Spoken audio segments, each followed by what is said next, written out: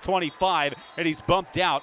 And the Rockhurst sideline at the 30-yard line. Here comes that Pius attack. Yeah, they've got to use their weapons tonight. Pius is loaded with quarterback Jake Nichols, running back Cannon Cruz, and a talented offensive line. They've got to get Nichols in the groove early with some easy throws and finding some situations that are a little bit unique to get Cruz in one-on-one matchups. So they're going to line him up running back. He's going to be in the slot. He's going to be all over the place.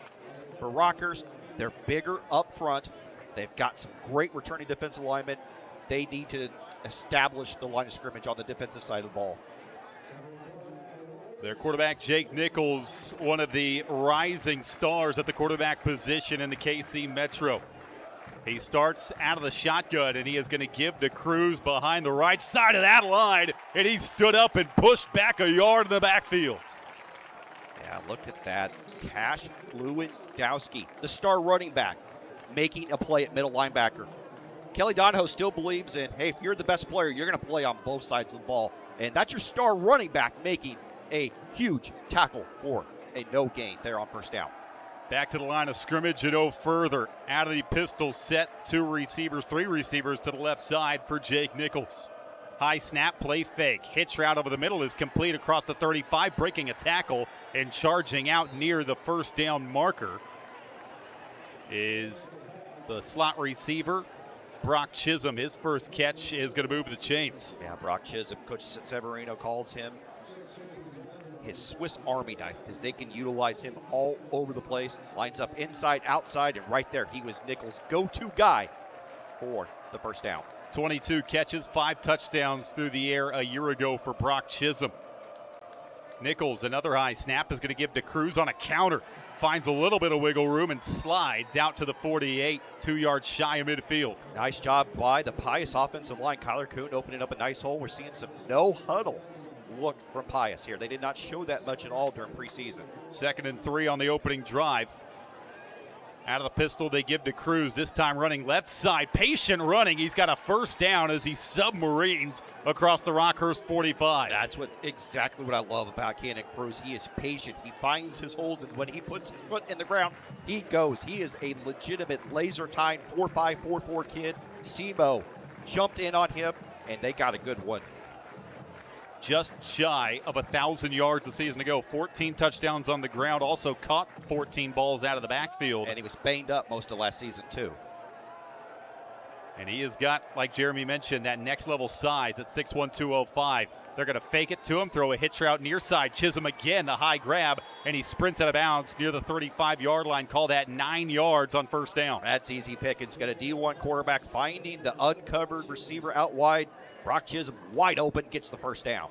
Nope, call it 10 yards on first down. Move those chains again.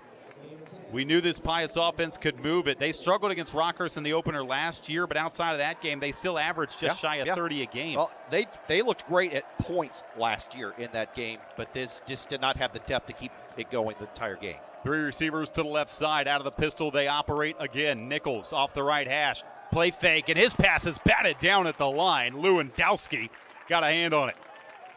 Again, that's your all-state running back making a play at linebacker, coming through blitzed, unblocked. Not very big, only 5'10", 190, but you know what? He makes plays, got his hands up, and broke that pass up. Kelly Donahoe said that they want to prioritize the longevity of their players, keep them healthy, have less two-way guys, but that guy is your exception. He's going to play. 2nd and 10 after Lewandowski batted that ball away. To the left side, and a slot man over to the right, tucked in tight. Nichols, shotgun snap, free blitzer. He fires over the middle. High catch, incomplete through the hands of Brookings, and Nichols got lit up. Boy. But he stood in the pocket and delivered a very catchable pass to him. That's going to be one that Pius is going to want back because that should have been caught. I don't know if Jake Nichols saw the rusher, but he did a good job hanging in the pocket nevertheless. Yeah, he's a good kid. I mean, good physical kid, 6'2", about 200 pounds. 3 receivers to the left side. Still off that right hat. 3rd and 10. Nichols, play fake. Free blitzer again, got home. Ball comes out, but St. Pius scoops up the loose ball. They recover the fumble, but the sack is going to end up in a loss of 5. And Hayes coming off the short side corner on the blitz. Got through there and knocks the ball loose. Nichols never had a chance. Back-to-back plays, a free blitzer off the right side of that offensive line, Jeremy. That's the strength of this Pius line. And that's Steve Spagnola's special. The Chiefs run that short side blitz all the time, and it was unblocked. Offense remains out there. Hard count. Got movement from the Rockhurst defensive line.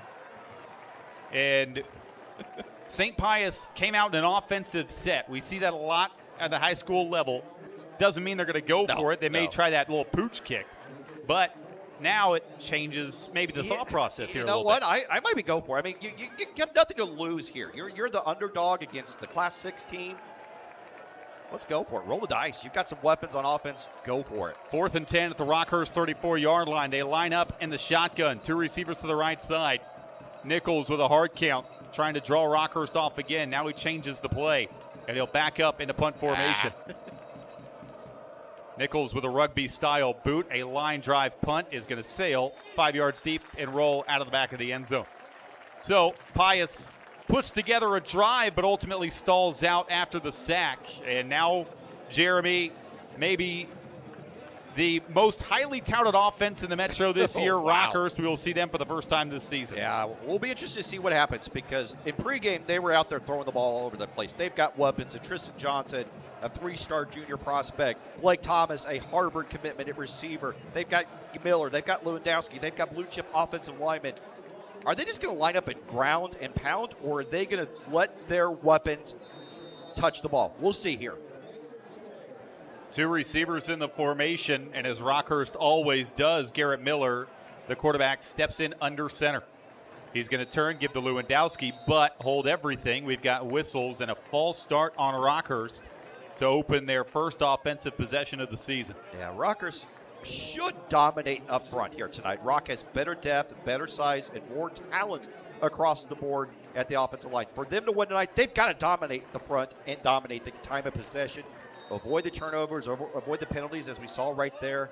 Pius defense has got to stop the run first and foremost. They've got some key returners up front on defense and a great linebacker crew, but the key to beating Rockhurst, especially Kelly Honda-Donohoe's team, is stopping that run first and foremost.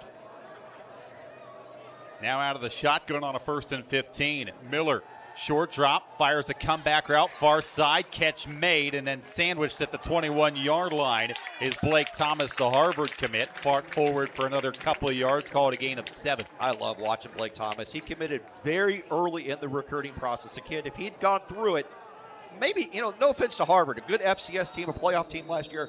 If he'd gone through the process, he's a kid that could have played his way into a G6 situation. And now he's hurt. Oh, boy. Thomas goes to the ground at the 25-yard line. He stood up after he was tackled.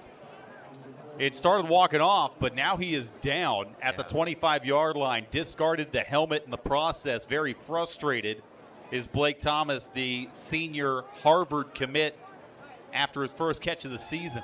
Yeah, he didn't just discard it, he tossed it. So obviously he is in some significant pain. 8:40 to go in the opening quarter. Blake Thomas to his feet will be assisted off the field. He is holding his left arm very, very gingerly, Tim. That is not good. Disheartening. Yeah. Blake Thomas, again, one of the better receivers in the metro area, has to come off after the first offensive snap of the year for Rockhurst. We will monitor that situation as Rockhurst will now have to break their sideline huddle without a 52-catch receiver from a season ago. Boy. 10 touchdowns through the air, 1 on the ground. He was phenomenal. And now 2nd and 7, they go out of the offset eye. Hard count from Garrett Miller, steps away from center, changes the play call. Now tucks back in, turns, gives to Lewandowski, and he is pushed backwards at the line of scrimmage. Maybe back to the line and no further. It'll be 3rd and 6. Damian Lopez Jr., reserve defensive lineman, making a play there. They do give them a yard up to the 24-yard line. They got to get out to the 30 to move the chains. And if you're Pius, this is where you want to put Rockhurst. You want to put them in third and long and force them to have to be non-traditional running attack. And again, Rockhurst's leading receiver from a year ago, not on the field on the first third down of the season. Two receivers to the left side, again out of the I formation. Play fake, bootleg, near side, Miller loading up. Comeback route, near sideline is caught at the 36-yard line on a diving grab from Tristan Johnson. Remember the name. Yeah, definitely remember the name. The three-star recruit already has KU, K-State, Illinois, Iowa. Yeah, he's also a pretty dang good quarterback. Apparently they're talking about he might be next in line next year at QB. But how about that throw by Garrett Miller on the run, rolling to his left. That's a senior play to put that where only your receiver could go get that football. Garrett Miller, again, committed to play football at UCM up in Warrensburg next year. They move the chains to the 35-yard line. Counter look straight through the middle and submarining out to the 39-yard line goes Lewandowski. He had a monster game against them last year. 146 rushing yards, 3 TDs. He also had a key 53-yard punt return. He was do it all. He and Miller carried the Hawklets last season against Pius. Lewandowski, first team All-State in Class 5, but he probably would have had that same award in Class 6 had he played with the big boys. He was all-elite to that All-Simone team, the top 26 players in the Metro last year. Here they give to the reserve tailback, Hayes, who dodges one and falls forward to the 42-yard line. And Cash Lewandowski, very fast in his own right, but more the thunderback, whereas Ben Hayes, he is a burner. He is. He is a 10-500 meter in the state championships. State track meet ran 10.66. Didn't win, but does have a 10.5 on his time, so that's pretty dang incredible. Yes, it's great when you have that thunder, when you can bring in the lightning type running back to complement it. When I say he's one of probably the 5 fastest kids in the state of Missouri, that's not an exaggeration. 3rd and 4. Miller, play fake, pressure from his backside, running right, trying to evade that pressure. Miller to the sideline, just lofts it out of bounds and incomplete, and it'll be 4th down. And that was going to be the big question mark. Can Pius's secondary handle the receivers, explosive Rockhurst receivers? And they did that so far on that drive. And what do we got going on here? A lot of whistles, and we have an official's timeout.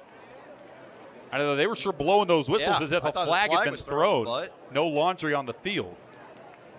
How about that? Nice job by this. Both defenses stepping up and making some plays early on here. Oh, we have another injury, maybe. 5:57 to go in this opening quarter. I don't know, maybe it's just a... Are we taking a water break over here? I don't know, that's bizarre. Why would you take a water timeout in the middle of a drive? It's 4th down, but it's 4th and 4. There's no guarantee Rockhurst punts this. Normally you wait till after a change of possession for a water break, but they don't move the ball. There's no flag, so just a weird spot for a water timeout. And now, Jeremy, they come to the near hash? Yeah. Well, yeah, I guess they snapped it off the near hash. They did. Incomplete, so... All right, Rockhurst does send out the punt unit. It's week 1 for everybody, Tim. We got it sorted out. Don't worry about it. Chase Brookings back deep for St. Pius, and Rockhurst might have to do what they did not do in this game a year ago. Punt the football. Low snap, and they do punt, and it is off the side of the foot, goes straight sideways over to the St. Pius bench. It will stay in bounds, but it'll get down at the 36-yard line of St. Pius. Not a good punt. Very good field position for Pius. I tell you what, if you're Pius, you're feeling pretty good through the first 2 drives of this game. Your offense moved the ball, sputtered when it mattered, but your defense came up and made some good plays there. And then you get a great special teams play in your favor, good field position. So if you're Pius, you're standing toe-to-toe with the top team in the state. Again, Rockhurst scored 49 points on Pius last year at Pius in the season opener. Did not punt in that game. They were never stopped offensively. And on their opening drive tonight, they have to punt. Offense back out there for Pius after they punted on their opening drive. Nichols is going to hand off to Cruz, trying to get wide. Now he cuts it up in the middle of the field, lowers the shoulder, charges forward across the 40. Called that about 4 yards on first down. Now they'll take that. They'll take being able to run against this big Rockhurst defensive line effectively. But somebody has to be excited about that. Also keep in mind, Pius has got a new offensive coordinator, John Rayburn, and he's got a lot of playmakers to work with in year one. 5:18 to go, opening quarter, no score. Both teams punt on their opening drive. Now this drive number 2 for St. Pius, 2nd and 6 from the 40-yard line. Cruz, this time he's going to run left, patient running, bounces it outside, lowers the shoulder, runs over a man to the 50, and he's across midfield to the 47 of Rockhurst. I love the way that he runs the football. He was challenged coming into this offseason to not be afraid to put your shoulder into a guy. Guess what? He put his shoulder into the guy, ran over a defender there, and got extra yardage right there. Cannon Cruz on a heater to start this game. New set of downs from the Rockhurst 47-yard line, far hash into the setting sun here off state line.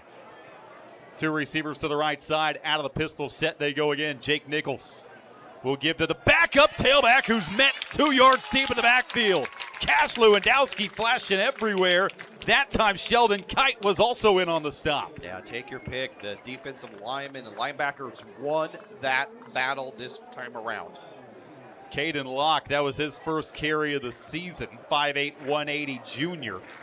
Had only 2 touches as a sophomore last year. But he's going to get a lot more in his junior season. He stays in the game after losing 2 yards, make it 2nd and 12 from the 49. Out of the gun this time.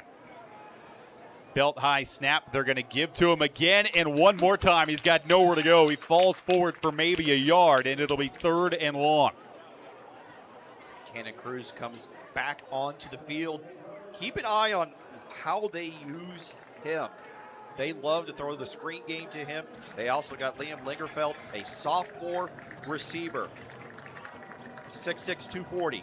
He's going to be somebody they target tonight. Hey, worth noting, Blake Thomas, the injured Hawklet, is also the starting corner for this Rockhurst defense. So keep that in mind on a 3rd and 11 play.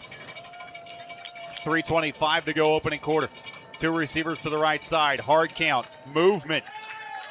Rockhurst pointing Pius's direction, and it will be a false start, and this just got a little bit tougher for St. Pius. Yeah, we heard pregame that 2 of Pius's offensive linemen are out for tonight, so that puts Max Still in at left guard, and Max Still unfortunately made a week 1 mistake by jumping offside there. Still a very good offensive line unit despite the absence of one of those starters. Again, they've got one of the best recruits in the state on the right side of that line at Kyler Kuhn. They're going to need to hold up on a 3rd and 16 play. Chisholm goes in motion over to the left side. Pistol snap back. Nichols running out of time, stepping up, throwing a dart over the middle. Diving catch made at the 38-yard line by Gerardo Pena. About a half-yard shy, it would appear, of the first down marker. You want to know why this quarterback's on the Division I radar? Jake Nichols stepped into that throw, knew he was going to get lit up, and made a big play. Sets up the 4th and short. 4th and short, they go quickly. Cruz the give, right side, cuts it back, spins across the first down marker. Pius will move the chains after facing a 3rd and 16. How about, let's go back to that 3rd and 16. Nichols knew he was going to get lit up. He had 2 guys in his face. Big-time quarterbacks make the play when you're under pressure. You see why South Dakota's offered him. You see why all the locals, Division I's, are going to be after him. What a throw to set up that easy 4th down conversion for Cruz. Well, hold everything. They spot it to the 37. Sure looked like from our vantage point that he was going to have it, but they give him the 37. We are going to have a measurement. So hold on. I don't know. From my angle, it looked like he had it easily. But the spot is going to make this one very tight. Did Pius extend the drive, or does Rockhurst have it back on a 4th down stop? They have it back on a 4th down stop, it would appear. They stretch the chains, and they do. My Lord. Well, never mind. And you can see the Pius coaching staff is irate. 3 or 4 of them right now are letting it go into the officials. I don't blame them, to be honest, Tim. And, Because, again, I don't know, it sure looked like he fell forward almost close to the 35 to the naked eye. Yeah. But maybe they were saying a knee. Yeah. Maybe, I don't know. I'm just trying to stay neutral Yeah, as best I can. we don't have replay to work with here, so. It'll be Rockhurst football after the 4th down stop, after they bring out the chain gang. And again, the offense back out there for Rockhurst without Blake Thomas, who's got a towel over his head on the sideline.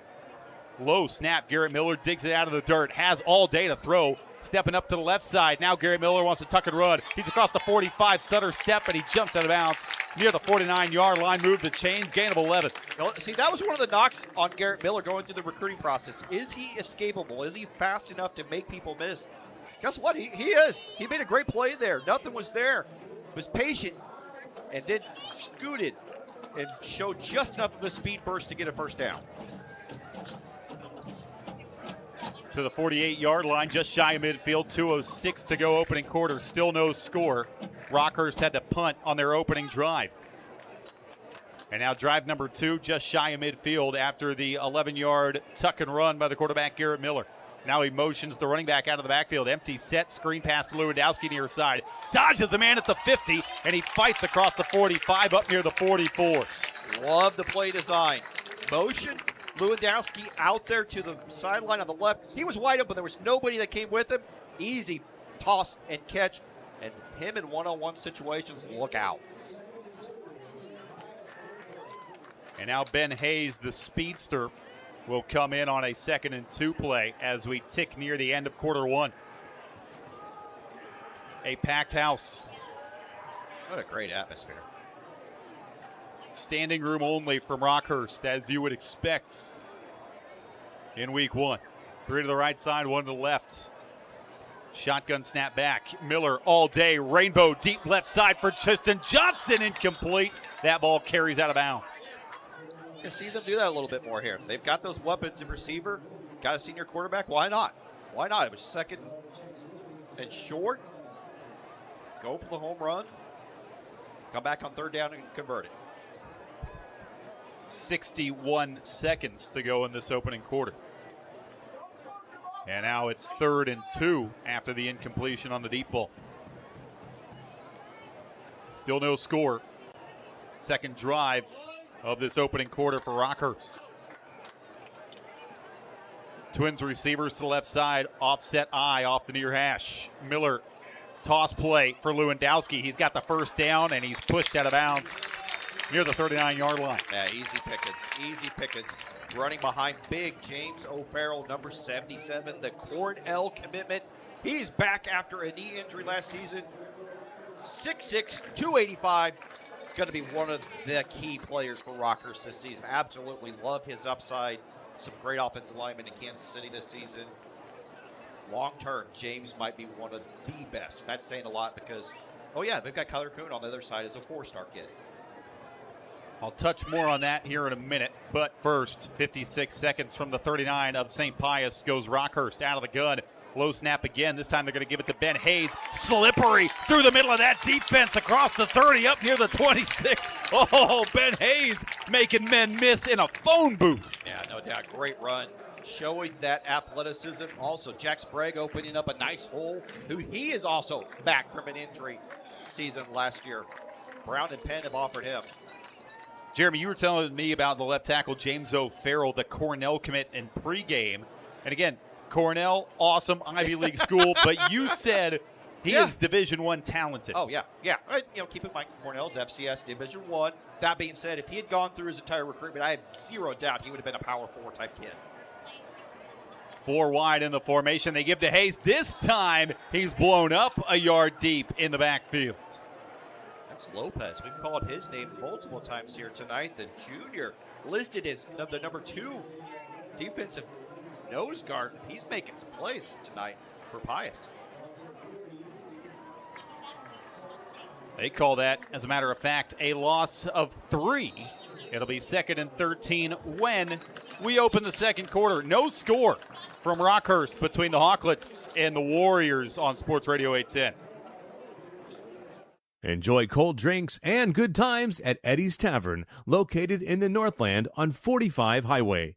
Have a fun day and night until 1:30 a.m. with our dartboards, pool table, TVs, and outdoor patio. Plus, owner Nina's mom cooks up homemade specials on Thursdays. Find us on Facebook for live music, karaoke, and more. One of 810 Varsity's favorite hangouts, Eddie's Tavern. At Price Chopper, we're always chopping prices. Just like we're always making it easier to grab already prepped fruits and veggies so you can have more time for the important things. For us, making sure we provide you with fresh produce at low prices is our priority, so you can rest easy knowing you're getting delicious triple-inspected produce that's fresh and affordable, no matter the season. For freshness, selection, and low prices, Kansas City knows. Price Chopper.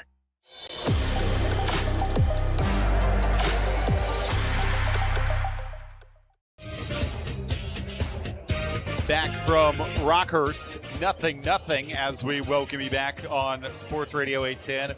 The Hawklets, the top-ranked team in the preseason poll, according to 810 Varsity, punted on their opening drive, and they've got a 2nd and 13 from the Pius 29 here on drive number 2, trying to put the first score on the scoreboard. Garrett Miller steps away from center, offset I formation.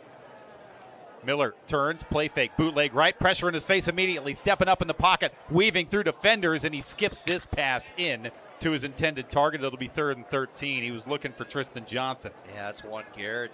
Maybe with one pack just a little bit, made a great athletic play to avoid a would-be sack. It just could not step into the throw enough, and it bounced off the turf. And here we are, 3rd and long. And last year, this is where they went to Lewandowski in the screen game a lot. But now that you've got weapons with Johnson, with Elijah Kurz, we have not called his name tonight. He's a great go-to guy. So do they spread the ball around? We'll see. Garrett Miller 3 of 5 through the air in that opening quarter. And 0 for 1 to start quarter number 2. And now here's 3rd and 13. Short drop, Miller over the middle. That is batted down, incomplete. They were looking for Tristan Johnson again in the corner to the far side. Chase Brookings breaks that one up. And interestingly, your best player against one of our best players. Chase Brookings, normally a safety, but lining up at corner there, matching up one-on-one. Brookings, a junior, with a Washburn early offer. That's a name we're going to watch a lot over the next 2 years. Big-time talent. Offense stays out there, no man's land right now. 4th and 13, but from the Pius 29-yard line. 11:50 to go, second quarter in a scoreless game. 2 to the left, 2 to the right for Miller. Ben Hayes, the speedster, in the backfield. Shotgun snap back. Miller, pressure from his backside over the middle. That is intercepted. A diving pick made by Cannon Cruz. And Pius has the first takeaway of the year. Cruz baited Miller. Baited him into throwing that ball across the middle. Was on the hip of the receiver. Turned it on when it mattered. What a play from your senior running back, making a play as a defensive back in the key moment right there. What a play by Cannon Cruz. He's had himself a heck of a first half. They end up losing 8 yards of field position, but I don't think Cannon Cruz cares about that. By the way, the Sports Radio 810 Game of the Week brought to you by Shawnee Mission Ford this year. Quit your wishing and get your next Ford at Shawnee Mission. Shop anytime at ShawneeMissionFord.com. One of these offenses looking to get in gear, no pun intended, as they're going to keep it on the ground with that aforementioned Cannon Cruz as he falls forward to the 26-yard line. Call that about 4 yards on first down. Yeah, now we've seen some flashes from this Pius offense. Can they sustain something and take advantage of the turnover? Garrett Miller, an interception. He only threw 4 of those a season ago. And now Jake Nichols and his offense back out there, a 2nd and 6 play. Pistol snap, play fake. Nichols all day, rainbow and deep down the middle of the field for Chisholm. He falls to the ground. A flag flies on top of him because he got held up by the corner, Ben Hayes. What a throw by Jake Nichols. Put it where Hayes had to make the pass interference, or it was going to be a touchdown. What a throw by the junior quarterback. DPI, 15 yards, first down. And Pius, they knew it immediately. That offensive line, they just kept on walking up the field, but it's not a spot foul like the NFL guys.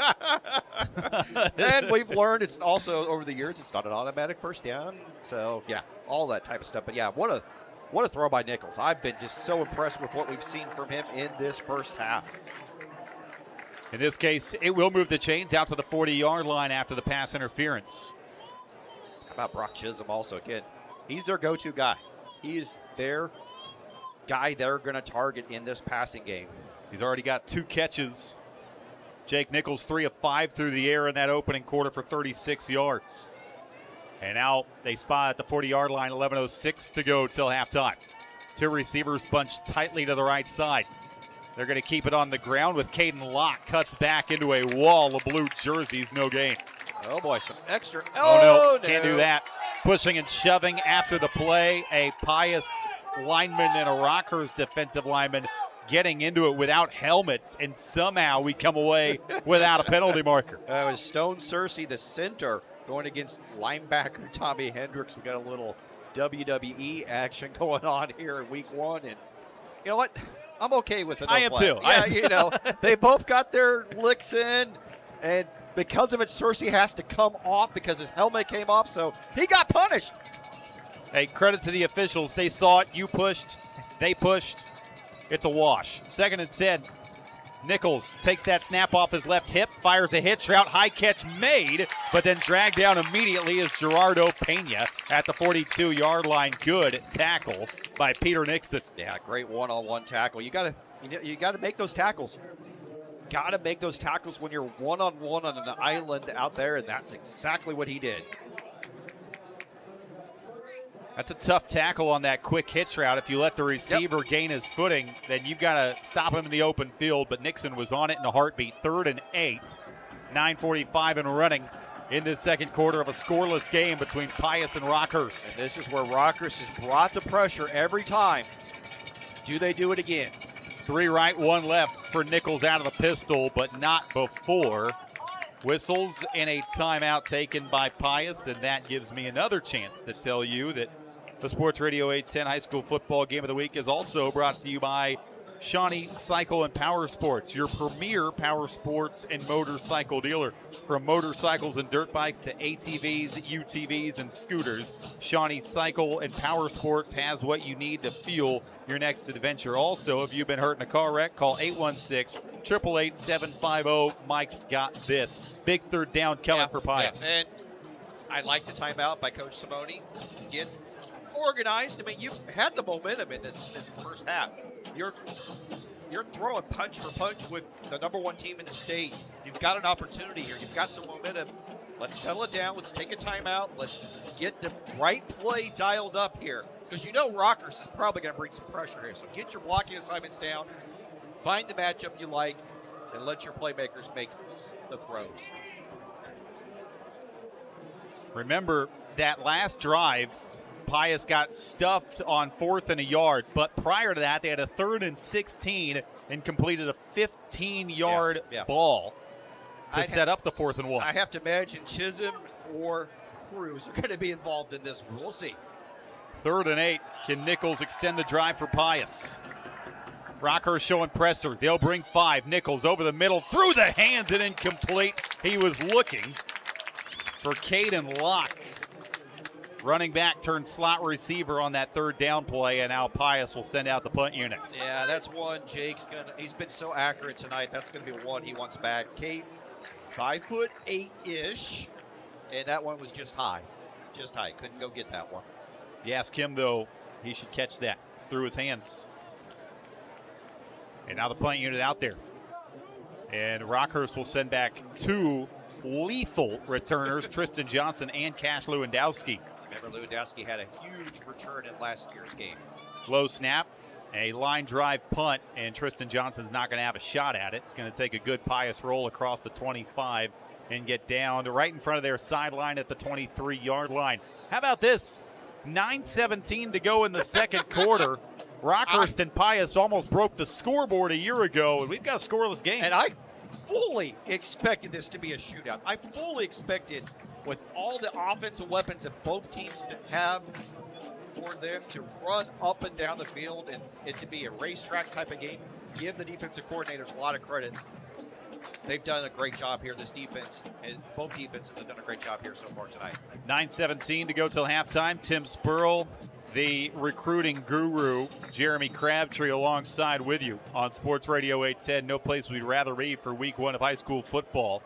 Rockhurst back out there. And Garrett Miller under center will open up with a toss play right side to Lewandowski. Cuts it back near the hash, lowers the shoulders, and he's got close to 9 yards on first down. This feels like a Cash Lewandowski drive. They've not really established the run. Kelly Donahoe is one of those guys that wants to run the ball, use your big offensive line. They've really not established it yet. This feels like a Cash Lewandowski drive. Lewandowski about 25 yards rushing in that opening quarter. Haven't really gotten him going yet. Second and a yard.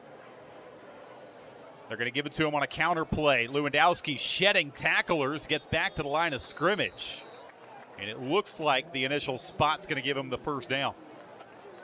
Just enough. Just enough. I mean, Lewandowski's so fun to watch. Do it all kid, play on both sides of the ball. Schools from D2, FCS, NAI, they're all over him. He's going to have some very tough decisions in the long run. Already got a Benedictine and an MNU offer under his belt. More to come. New set of downs from the 35-yard line for the Hawklets. Miller, play fake, bootleg to the near side, eyes downfield. He's going to take a shot down the sideline, twisting his body and bringing it in. Did he keep his feet in? He did. Elijah Curtis to the 31 of Pius. What a grab. Yeah, we were talking about him too in pregame also, Tim. Elijah Curtis and Garrett Miller hooked up a lot during the preseason scrimmages. He was Miller's big play receiver. Once again, Elijah Curtis, a 3-sport star, comes up with a massive, massive catch. Such a difficult catch, contorting his body. Got to turn around in midair and then tap the feet as he's falling out of bounds. From the 31, new set of downs. Receiver to the left and the right. They're going to give to Lewandowski, running right side, sheds one tackle, throws a stiff arm, and he's dumped out of bounds near the 27. Call it 3 yards.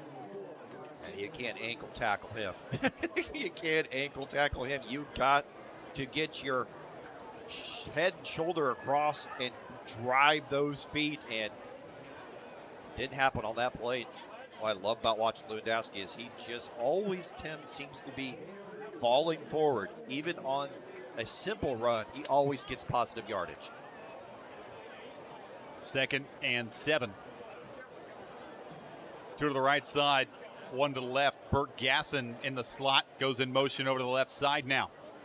2 tailbacks in the backfield. Now they motion one of them out of the backfield. Miller setting up a shovel pass for Ben Hayes. It's knocked down at the line. It'll be 3rd down. Well, we haven't called his name yet, but Jamel Holloman, 3rd-team All-State last season. Coach Simone calls him one of the best defensive tackles he's ever seen. Heads-up play right there. Saw that he was unblocked, read that it was going to be a shovel pass, and broke the pitch. That was a lot of window dressing. Multiple guys went in motion. And he gets batted down at the line. 3rd and 7. 3 to the left, 1 to the right. Ben Hayes, the speed back, is in the backfield to the right of Garrett Miller. Miller, low snap, screen passes, batted down again at the line. Chase Brookings, we keep calling his name because he keeps making plays. He batted it down, and it's 4th down. Yeah, that was a great defensive play call by the coaches. They brought both Blake Fisher and Brookings off that short side, and both of them were able to get in there. It was Brookings that got his hand up, but it was largely because Fisher was blocked, and that left Brookings unblocked, and he was able to make the play. And here we are now, 4th and 7. Rockhurst going for it. Last 4th down, Garrett Miller was picked off. Here comes 4th and 7. 3 to the left, 1 to the right. Shotgun snap back. Miller has got to roll right in the pocket. Eyes downfield, takes a shot down the sideline, incomplete. He throws it 3 yards out of bounds, and Pius again comes up with a 4th down stop. Yeah, Blake Fisher got in the face of Miller and forced him to throw it before really he was even ready. How about this Warrior defense standing tall? That was kind of one of the question marks coming in. How is this defense going to match up against this powerhouse offense? I tell you what, Tim, so far, so good. Yeah, I did not expect this game to have gone the way it has. Again, we expected a shootout. Yeah. Right? The strength of both of these teams were on the offensive side of the ball, but it's been the two defenses that keep making plays. I had my pregame score I wrote down 34-20. And I said, that's way too low.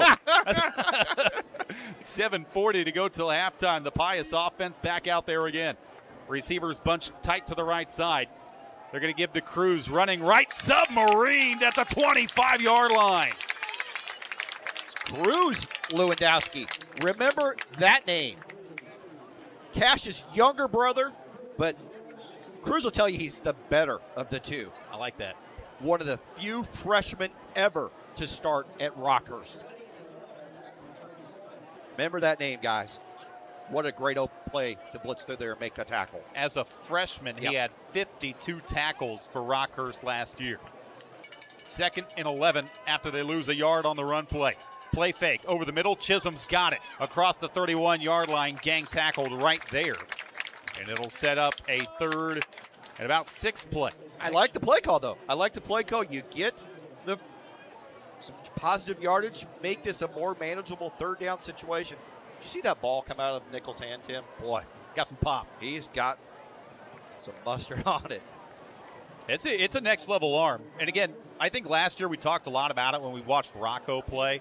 Like, you can tell the difference when a ball comes out of a next-level guy's hand compared to a guy that's just going to be a high school quarterback. This guy has got some speed behind those passes. 6:22 to go till halftime. Shotgun snap. They're going to play fake over the middle. That one is tipped up into the air. Caught off the redirect.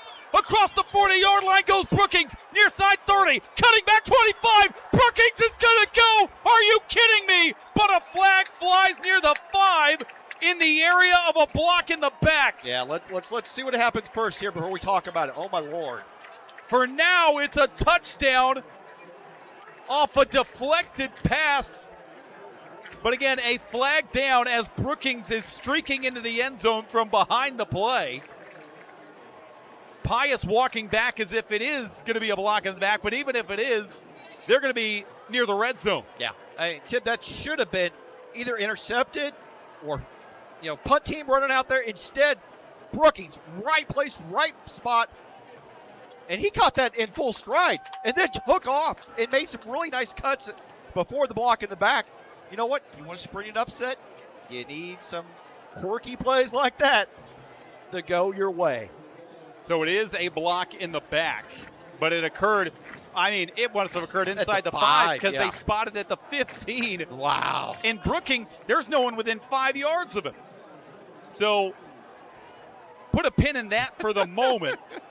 But either way, Pius has got 1st and 10 from the Rockhurst 15-yard line after an unbelievable catch and run.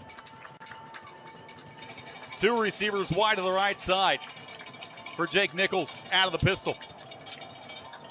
Snap back, gives to Cruz straight up the gut. He's got a hole inside the 10, and he's chopped down near the 8. Good pickup on 1st down. I tell you what, Cruz just puts his foot in the ground and goes. What do we got?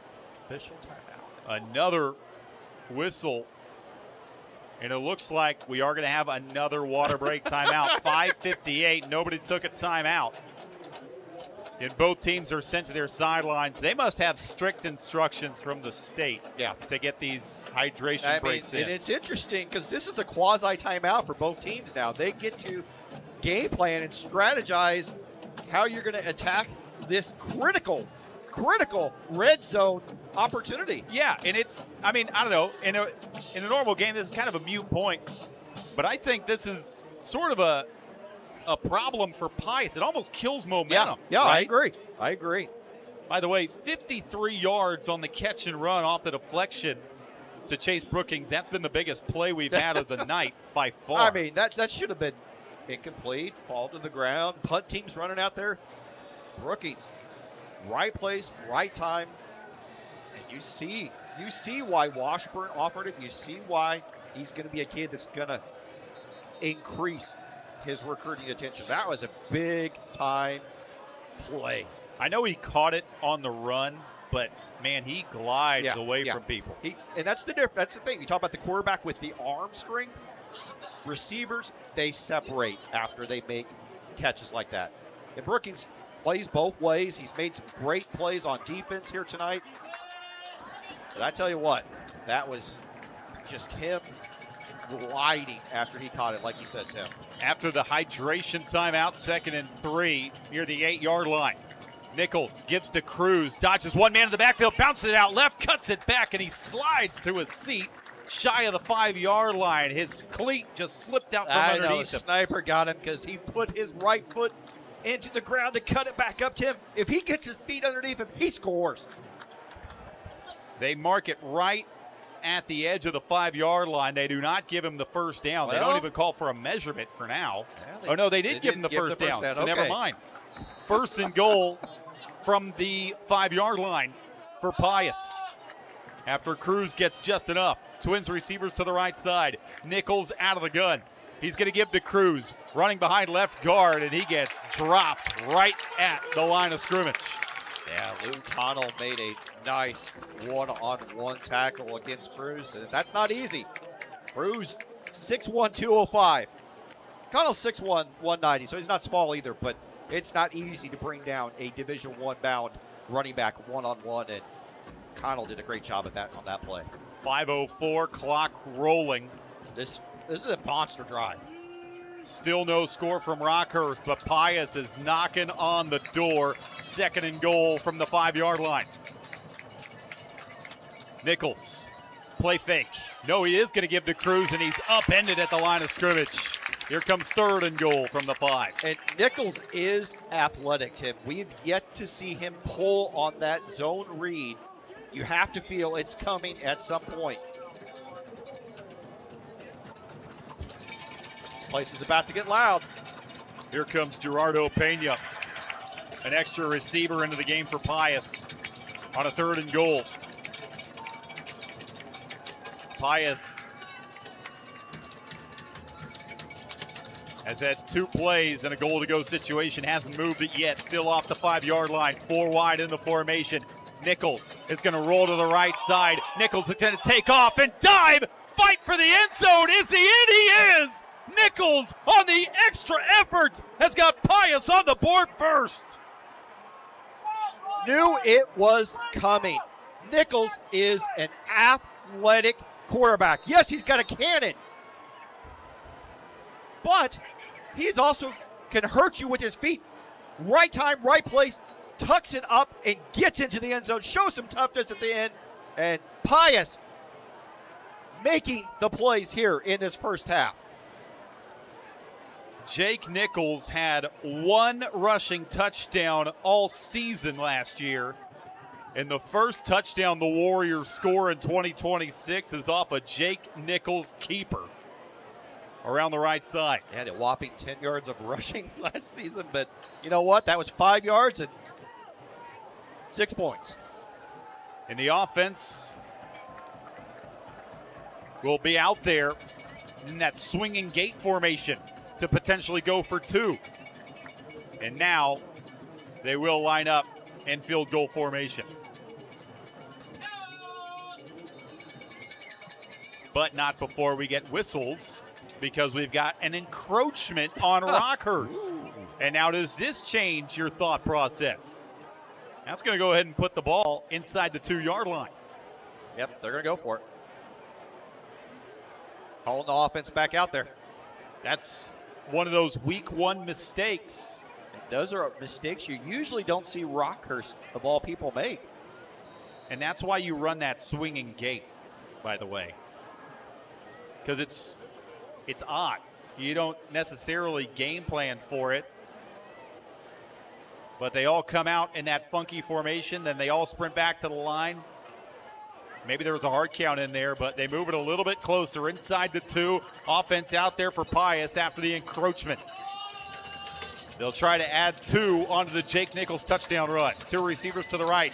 Nichols is going to give to Cruz, and he dives over the line and into the end zone for the 2-point conversion. St. Pius, a touchdown drive and a 2-point conversion. They've got an 8-0 lead over Rockhurst on the road on the Sports Radio 810 High School Football Game of the Week.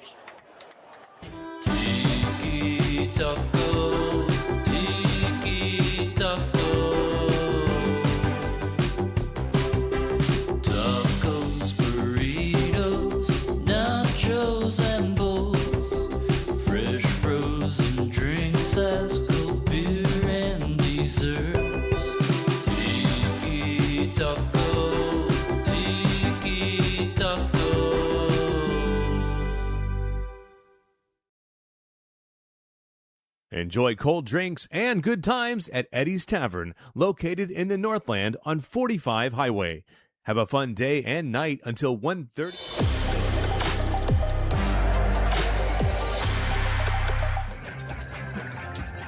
Again, major expectations for Rockhurst this year as a program, but they're in a bit of a hole as we zero in on halftime. End over end kick is going to be fielded near the 10-yard line. With a hole across the 30, 35, diving out near the 40-yard line. A great return. Got a By flag. the cornerback, Ben Hayes, but there is a flag down. Right where Hayes kind of made that cut to accelerate. Boy, it looked like Tim, he might be gone. Just such explosive playmakers. Okay, you're Rockhurst. You're down 8-0. You haven't looked great on offense. You've shown some flashes. This is when you lean on your senior leaders. You need your senior leaders, Garrett Miller, James O'Farrell, Jack Sprague. You need Cash Lewandowski. You need those guys to step up and make plays. And if you're Pius, you have a chance to really do something special here if you can stop this drive. A personal foul on the kick return puts Rockhurst back at the 15, so wipe out the good return from Ben Hayes. 3:53 to go till halftime. Out of the Hawklets respond behind coaching legend Kelly Donahoe. No familiar to being He's played behind the sticks. a few games, big games in his career. I can assure you he won't panic.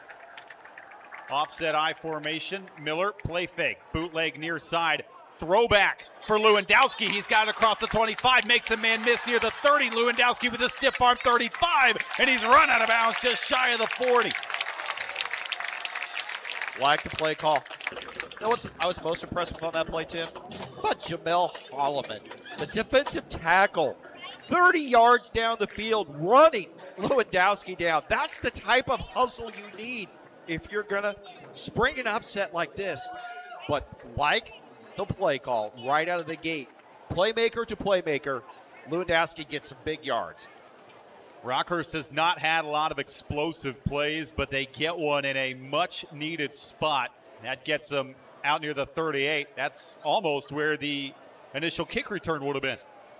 New set of downs, empty formation. Miller, design quarterback draw across the 40. He's across the 45, and he's submarined after a gain of 9 to the 47-yard line. Yeah, Garrett said in preseason that they were hoping to do that a little bit more.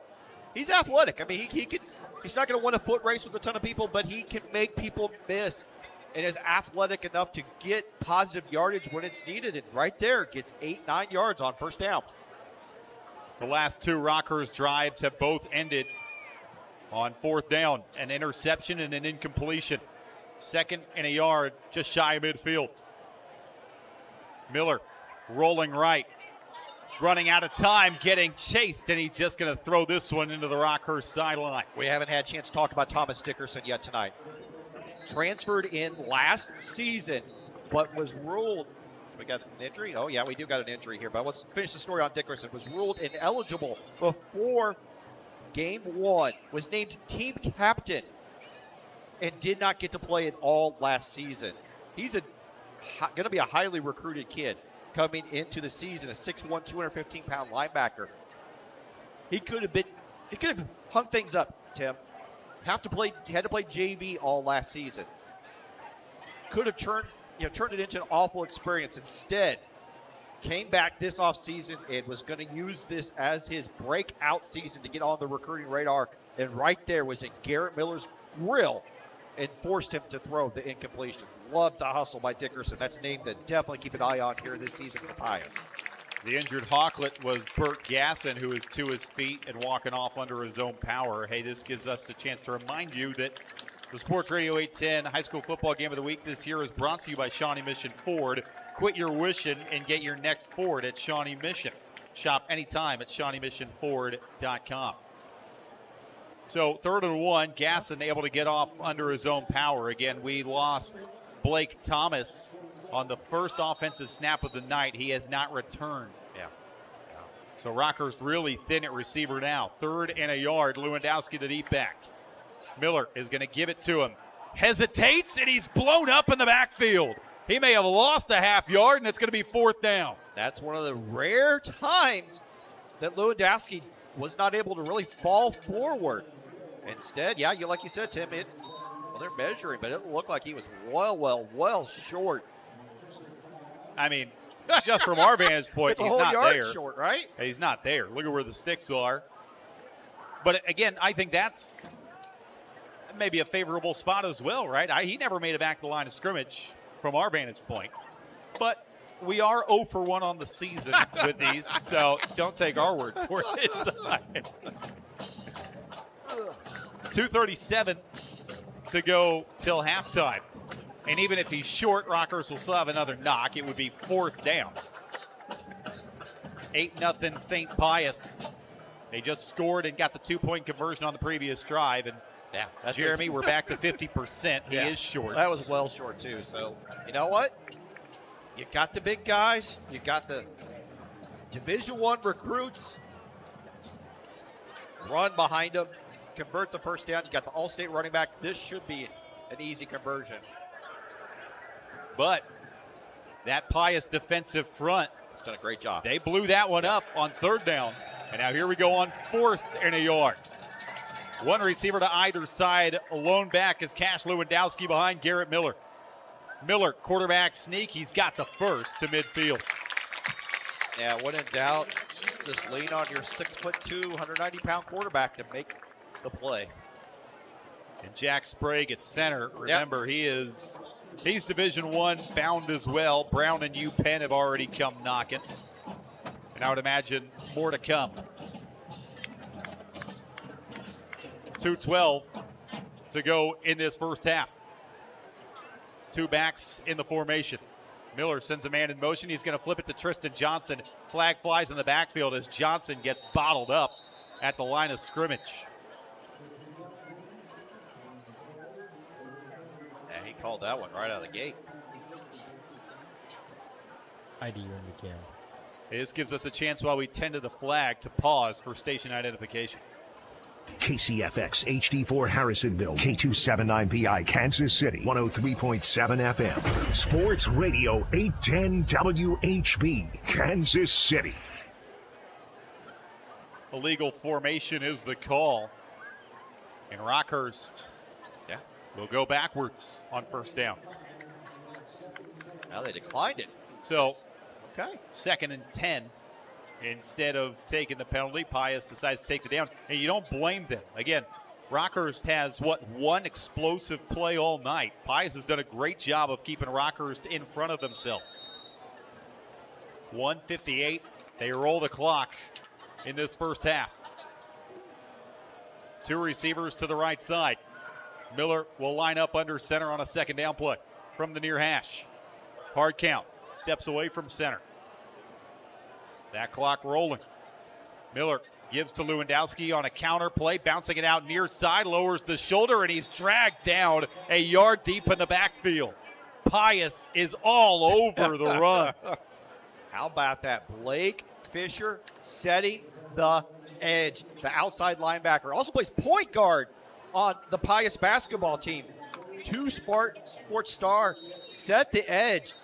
It's going up against bigger, stronger physical kids. It makes a nice tackle for a loss. Again, not one of those things you see happening to Rockhurst and Lewandowski and their strong offense. It just doesn't happen very often.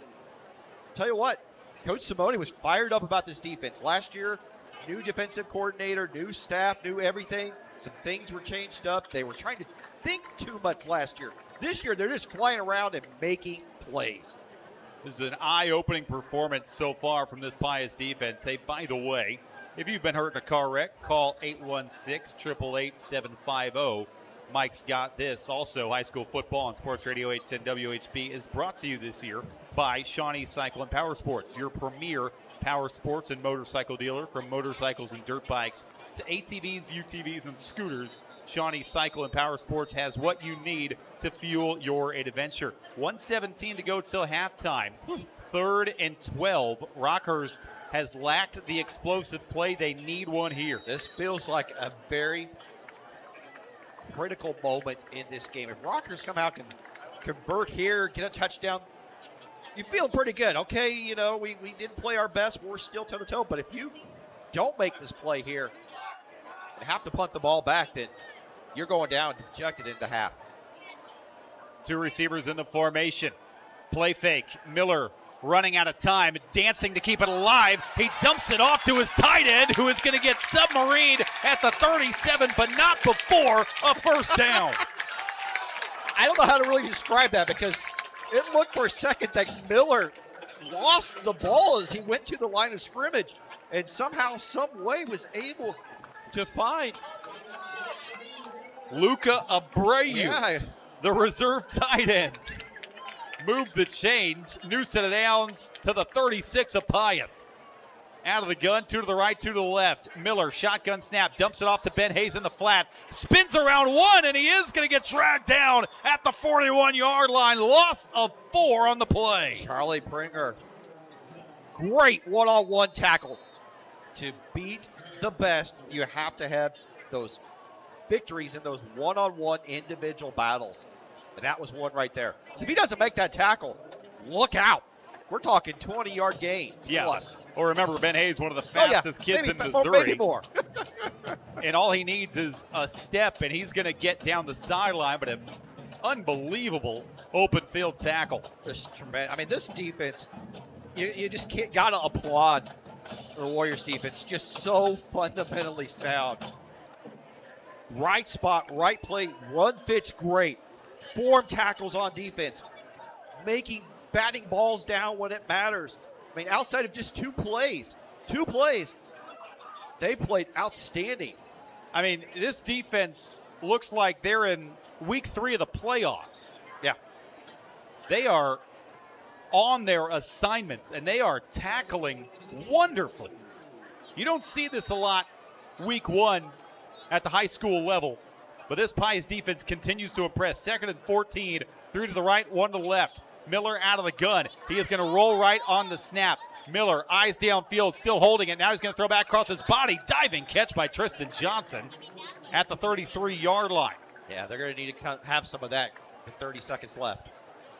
Down to 27. Rockhurst still has 1 timeout. They're trying to get the play call in. 21 seconds and rolling. Still going. Miller still shouting out instructions. Now he gets the shotgun snap. He's going to hand off. No, he's going to fake it. He's going to roll left. He's going to fire back across his body. Incomplete. He had a man in the flat. Are they saying that's a live football? No, side judge is ruling it incomplete. He ruled it immediately incomplete, much to the chagrin of the Pius coaching staff, who thought that was a lateral. I mean, because technically that would have been bang. It might have been a little bit of a forward pass ahead of the line of scrimmage. That being said, incomplete. 3rd down and 7. And Rockhurst has made some conversions on this drive on 3rd down. You're going to have to come up with another one here. And what does Pius do? They've been playing a little soft. They've not brought the blitz on this drive. Do they decide to come after Miller this time? It's 4th and 7 off the Pius 32. 4th down. Sorry, yeah. And Donahoe will take this last time out of the half. And this is no man's land. Again, they've been down here already and gone for it on 4th down. So I'm not sure that they feel comfortable trying a field goal from here. So this might be a pseudo Hail Mary with no timeouts left.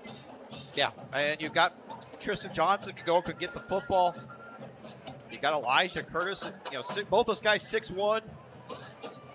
Go up and get the football. Yeah, you're right, it is 4th down. tip of the hat to this Warriors defense. Has to make one more play to finish the half. And Miller's going to be able to easily put this ball into the end zone. It's going to be just whether or not it's going to fall into a Hawkless hands. 9 seconds. Again, Hawklets out of timeouts, down 8-0 at home to Pius. And Garrett Miller in the offense out there for what might be the last snap for this offense in the first half. 3 to the left, 1 to the right.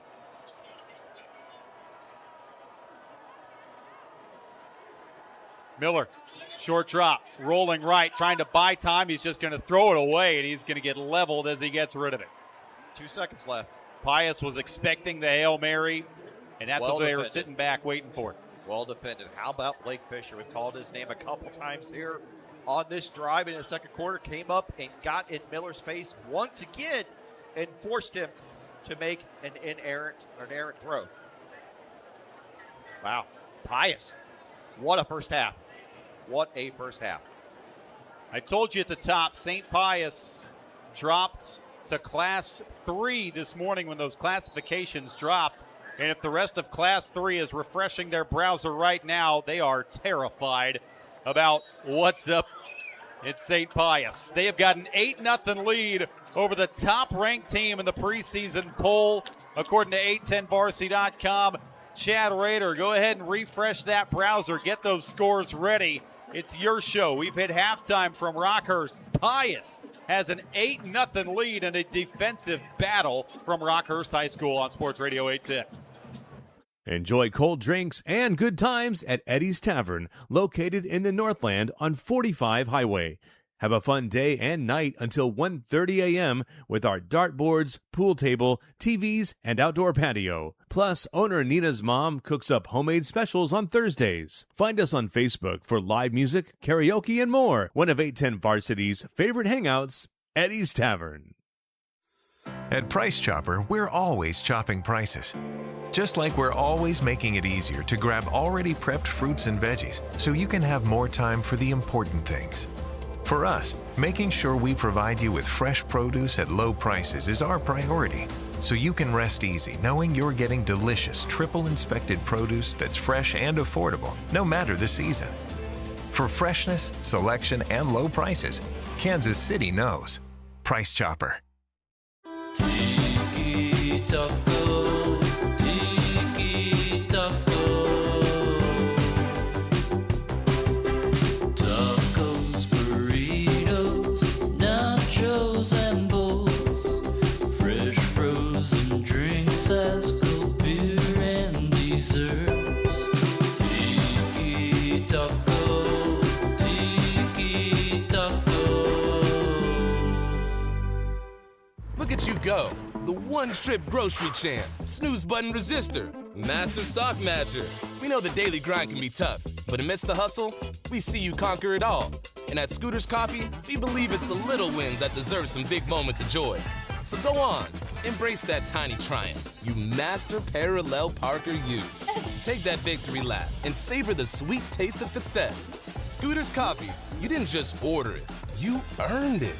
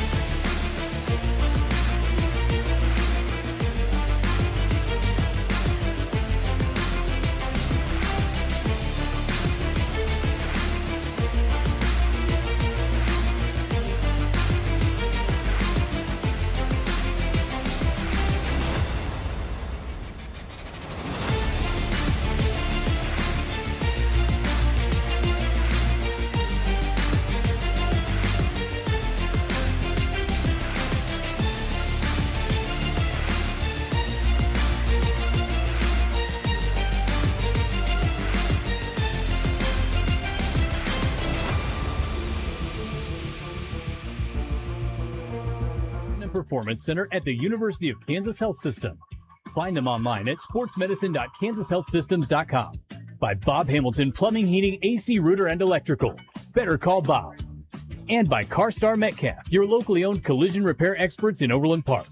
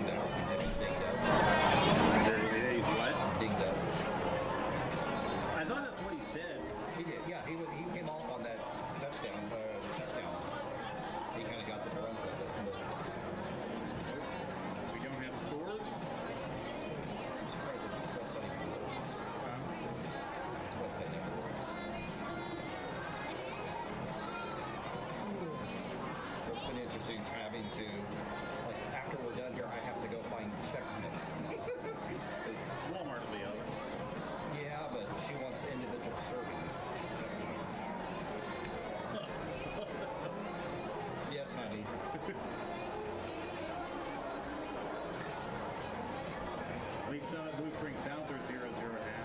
That's a game. I wanted to go there. Yeah. Well, we're here now, though. I mean, we're Yeah, I mean, yeah. You know, looks like the end of the right ball.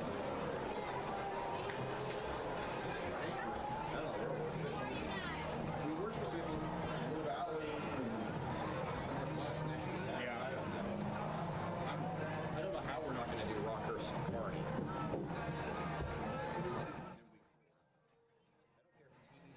Are we doing Mill Valley Manhattan is week 2? I think so. Are we doing that? Hold on. No, well, yeah, it's week 1 for Manhattan. Rockhurst, look at the schedule. It's brutal. Yeah. And Sean East is going to be good if they can get a quarterback. Marty, what? Yeah, they're every, I don't know, they've got 5 opponents in the preseason top 10.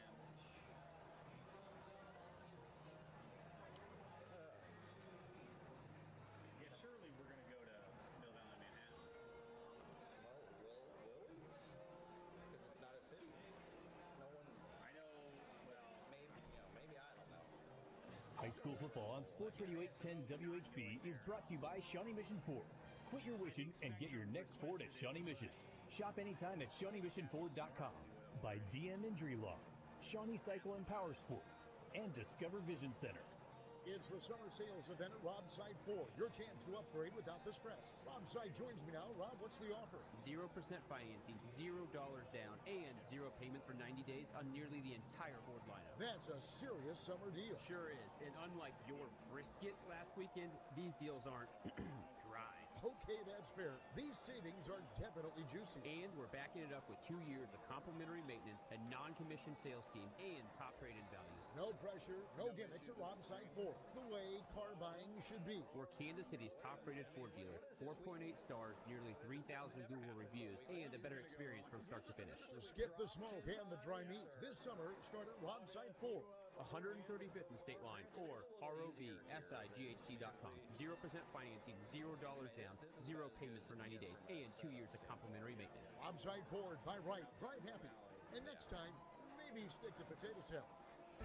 Aloha, I'm Kainoa, General Manager at Shawnee Mission Ford. Around here, we believe one thing: football's better in a Ford. Home games, tailgates, Friday night lights. We have the F-150, Bronco, Explorer, and Super Duty built for game day. Right now, big savings and a huge selection are waiting. So don't sit on the sidelines, quit your wishing, and get your next new Ford at Shawnee Mission. Shop anytime at ShawneeMissionFord.com. Sporting KC is back at home this weekend as they host the Western Conference leading Vancouver Whitecaps at 7:30 p.m. on Saturday. Sporting looks to take a step in the right direction, but their opposition will want to stay hot with 2 wins in their last 3. Don't miss any of the action as Sporting KC takes on the Vancouver Whitecaps at 7:30 p.m. on Saturday, and you can catch it all right here as it's brought to you on Sports Radio 810 WHB by Blue Cross and Blue Shield of Kansas City and Central Bank of the Midwest. 2 color guys. Not even. Hi, ladies and gentlemen. I'm Fred Ramsey. And I'm Chris Ramsey. Together, we host the Midwest Outdoors Radio Show, brought to you by Reed Chevrolet in St. Joseph, Missouri. We'll be talking about everything hunting and fishing in the Kansas City area and throughout the Midwest, along with guest appearances from leaders in the industry. Together, we have over 60 years of combined experience in the outdoor world, and we'll be sharing it with you every Saturday morning from 6 to 7 a.m. on Sports Radio 810 WHB. This is Jack Johnson. Did Seattle's reserves make an impact against the Chiefs? Who might have played themselves onto a KC roster spot and who didn't? Get insights after the game this Friday with the Sports Radio 810 Chiefs postgame show. We'll talk to Chiefs players and, of course, Coach Reed on the overall performance of the team, as well as status of key players, including Patrick Mahomes. All following the Chiefs and Seahawks Friday. The Sports Radio 810 Chiefs postgame show on Sports Radio 810 WHB.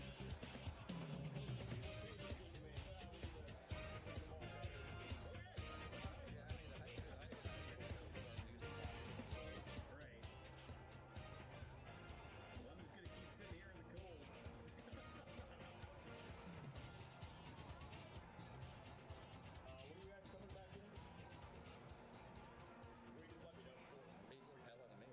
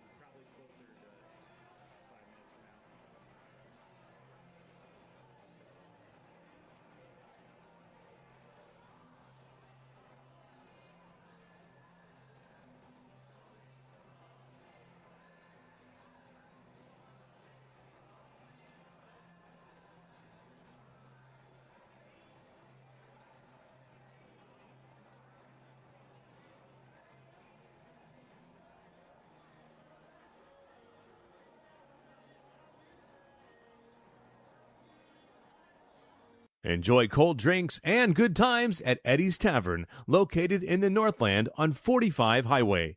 Have a fun day and night until 1:30 a.m. with our dartboards, pool table, TVs, and outdoor patio. Plus, owner Nina's mom cooks up homemade specials on Thursdays. Find us on Facebook for live music, karaoke, and more. One of 810 Varsity's favorite hangouts, Eddie's Tavern. At Price Chopper, we're always chopping prices. Just like we're always making it easier to grab already prepped fruits and veggies so you can have more time for the important things. For us, making sure we provide you with fresh produce at low prices is our priority, so you can rest easy knowing you're getting delicious triple inspected produce that's fresh and affordable, no matter the season. For freshness, selection, and low prices, Kansas City knows. Price Chopper. Tiki Taco, Tiki Taco. Tacos, burritos, nachos, and bowls. Fresh frozen drinks, ice cold beer, and desserts. Tiki Taco, Tiki Taco. Look at you go, the one-trip grocery champ, snooze button resistor, master sock matcher.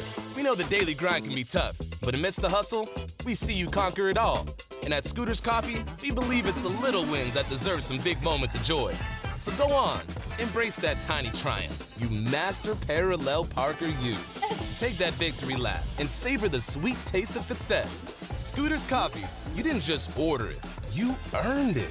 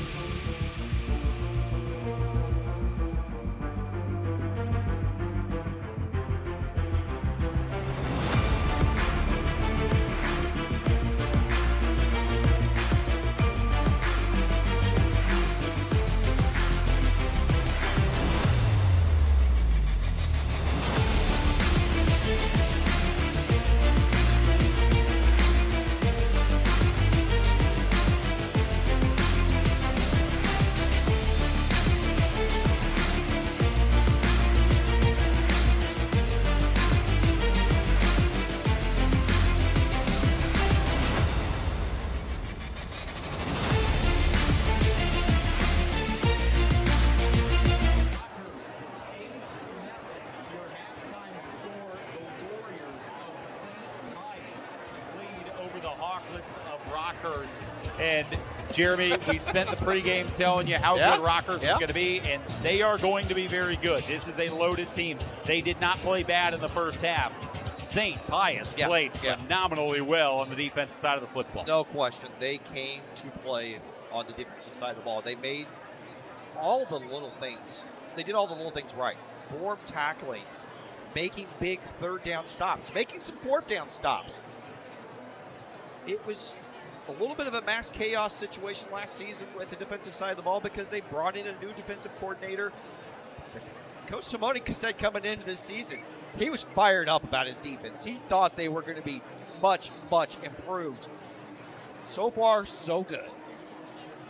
Jeremy, in that first half, we did not have a lot of offense. Neither team topped 200 yards total offense in that first half. And honestly, this is probably a 0-0 game, if not for a wild play. Remember, on a 3rd and 8, Pius on their own side of the 50 has a pass deflected up into the air, into the arms of Chase Brookings on the run, and he gets it all the way down to the 5-yard line, or inside the 20-yard line, rather. And then they scored the touchdown a couple plays later. But if that pass just hits the ground, we might be 0-0. So the Rockhurst defense also very good in that first half, but they're the ones playing out of the hole. They're going to start with the football. What needs to change for this offense? You need to lean on your offensive line. You need to lean on your senior-laden offensive line. You need to lean on the guys who are bigger than the other guys across them. The guys who are the Division I kids, the James O'Farrells, the Jack Spriggs. And, keep in mind, Reese Fisher is going to be a Division I kid. You need to lean on those guys and get that ground attack going. There was it had to be an emotional hit when Blake Thomas went out with an injury. Was right down the elevator at halftime with some Rockhurst coaches. They were talking about potentially the broken arm situation. Not going to play doctor here, but that had to be a punch to the gut emotionally. To have that happen so early, you know how you fix things? You go out there, you run the ball. You take advantage of the line of scrimmage with your bigger, stronger, better players. And remember, you had one of the best players in the Metro. He was named to that all-elite team a season ago. Cash Lewandowski, all-state in Class 5 as a junior. And again, it's been tough sailing for Lewandowski through one half. Rockhurst has only ran for 56 yards after one half. When was the last time you said that? On 15 carries. Jeremy, they're averaging, barely over 3 yards a carry in the first half. And again, that's a tip of the hat to what this St. Pius defense has done. But again, it's Rockhurst. They will get back to the basics. It's what Kelly Donahoe does. And you got to remember, this is still one of the best offensive lines in the state of Missouri, and they're going to have to prove it in this second half. Yeah, and they do have weapons, too, a receiver. They've had some big plays. Elijah Curtis did have a nice big conversion on a 3rd down with a heck of a catch. I mean, so they've got weapons. It's got to get back to the Rockhurst bread and butter, and that's dominating the line of scrimmage, controlling the clock, and making plays up front with your big, strong, physical offensive line. And I know that Rockhurst is going to get it first. We're going to see that offense take the field to begin this second half. But the Pius offense, again, they had the one big play off the deflection, but kind of a similar story. For much of that first half, they stalled on drives. They had to punt. They did not turn the ball over. They did protect it well, but they've got to find some consistency as well on that side. They do. But we did see flashes, though, Tim. We did see some flashes from Nichols where the ball would get out of his hand, and he looked like the Division I kid that he is. We saw Cannon Cruz get into the end zone, and they get in for the 2-point conversion. Nichols got in for the touchdown run, but you saw Cruz get in for the 2-point conversion. So we've seen some good flashes from the playmakers here for St. Pius. And Chisholm's got some plays. Brookings had that big reception. So we've seen flashes. It just needs to be more consistent if you're Pius. You want to have it not be just every other drive. It needs to be every drive if you want to spring what would be one of the biggest upsets early season we've seen in a while here in Kansas City. It's a packed house. I told you, standing room only here at Rockhurst High School, but this home crowd has not had a ton to cheer about through one half. Can Rockhurst wake up their fans to begin this second half? They are going to touch the football first, in need of some explosive plays, trying to unlock this Pius defense.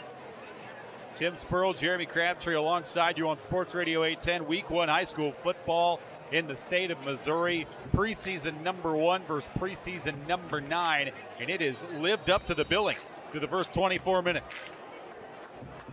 Ball on the tee on a calm 85-degree evening just off state line in Kansas City, Missouri.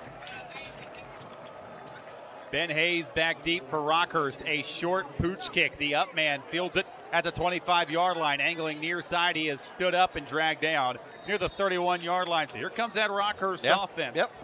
And, St. Pius first half, they're the ones that played with the chip on their shoulder. They're the ones that were the more aggressive team. They were the ones who played with us against the world mentality.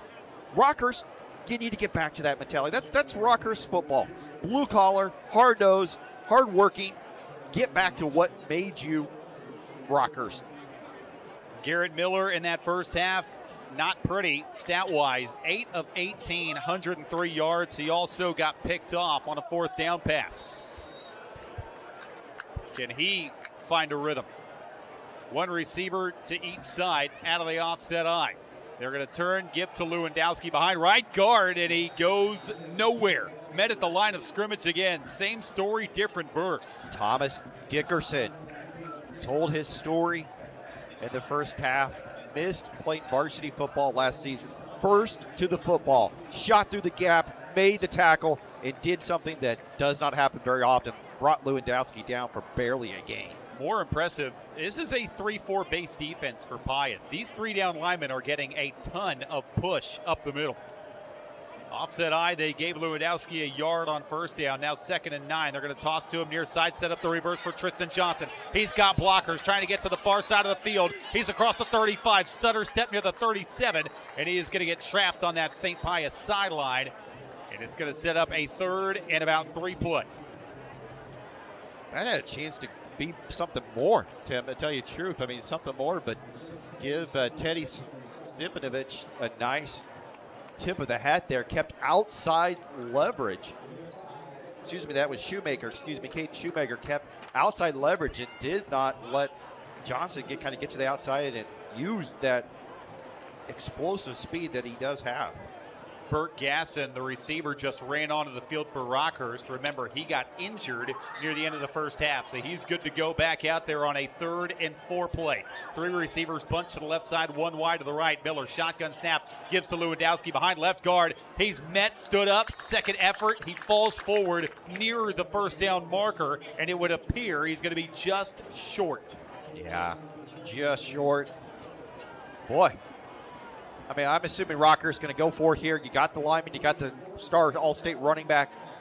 Got a really good, big physical quarterback. This might be quarterback sneak time again. They ran it once on a 4th and inches play in the 2nd quarter, and they converted. And now Miller gets in under center on a 4th and a yard. Quarterback sneak, but the ball comes out. It hits the turf. It doesn't matter who's got it because it's going to be short of the 1st down. Pius comes up with another 4th down stop. Miller took the snap. His center got pushed back so much by the penetration of Jamel Holloman, who Coach Simone said he was the best defensive tackle he has ever been around. That push up front that you just mentioned made the play. Miller dropped the ball because the snap never came through. What a turn of events to start the 2nd half. My goodness, and the roar comes from the Pius student section all the way across the field here at Rockhurst, and you can hear a pin drop on this home side. Unbelievable. Pius offense back out there, up 8-0 to begin this 3rd quarter. 10:24 to go in the 3rd frame. Over the middle, that is high and incomplete on the post route. Nichols was trying to hook up with Gerardo Pena. I kind of like that play call. I like the play call from Coach Simone. Just had a big turnover of downs. Go for the home run. Just missed the connection. 2nd and 10. I mean, how about the confidence to call that play? No kidding. Means you're feeling good about your team. Off that far hash, Cannon Cruz to the right of his quarterback Jake Nichols on a 2nd down play. Shotgun snap. They're going to give to the tailback who's met at the line of scrimmage and pushed backwards. It'll be 3rd and 10. All right, Rockhurst on defense. Maybe you're going to be the catalyst that gets the game turned around. Your offense fumbled the ball on a 4th down. You have a shot now to go 3 and out. Remember, this Rockhurst defense, they bottled up Pius in the first half. Pius only picked up 144 yards total offense, and that is including a 53-yard catch and run. Yep. That was off a bobble. Yeah. A deflection or whatever you want to call it. So this defense has been really good all night, and here they've got Pius in a 3rd and 10 situation. 3rd to the right side for Nichols. Shotgun snap. He's going to roll right on the snap. Nichols is going to fire to the sideline. Catch made. Coming back to the football at the 29-yard line. Move the sticks. Gerardo Pena. That was a Division I throw. That was what you want from a next-level quarterback. Calm, cool, collected, rolls to the right, and puts the ball to the outside where only his receiver can catch it. Wow, what an impressive conversion by the Warriors and Jake Nichols. 9:30 to go third quarter. Pius converts on a 3rd and 10. They're going to give it to Locke behind left guard. Big hole inside the 15, spinning down near the 10, and Pius is knocking on the door of the 10-yard line. Noah Eblin pulls from right guard, opens up a huge hole for Locke. And back at the line of scrimmage, quickly sensing blood in the water. The Warriors offense is going high octane. 1st and goal, they hurry up. Locke remains in the game. They're going to give to Cruz up the middle inside the 5, barreling his way down to the 1. It'll be 2nd and goal from the doorstep. They go quick again. Nichols wasting no time, gets into the gun. Cruz to his left. They're going to give it to him over the top and into the end zone. St. Pius up 14-0 over Rockhurst as Cannon Cruz goes airborne. That was your playmakers, your big-time recruits, your stars making plays. Jake Nichols, Cannon Cruz, 6 points on the board, and all of the momentum is on the visitor sideline right now. Swinging gate again. Remember last time Rockhurst jumped offside and Pius decided to go for 2 and they converted. This time Rockhurst will hold their water and the extra point kick is banged up and through. 15-0 Pius. The Class 3 St. Pius Warriors have a 2-score lead over the preseason #1 on Sports Radio 810. At Price Chopper, we're always chopping prices. Just like we're always making it easier to grab already prepped fruits and veggies so you can have more time for the important things. For us, making sure we provide you with fresh produce at low prices is our priority, so you can rest easy knowing you're getting delicious triple-inspected produce that's fresh and affordable, no matter the season. For freshness, selection, and low prices, Kansas City knows. Price Chopper.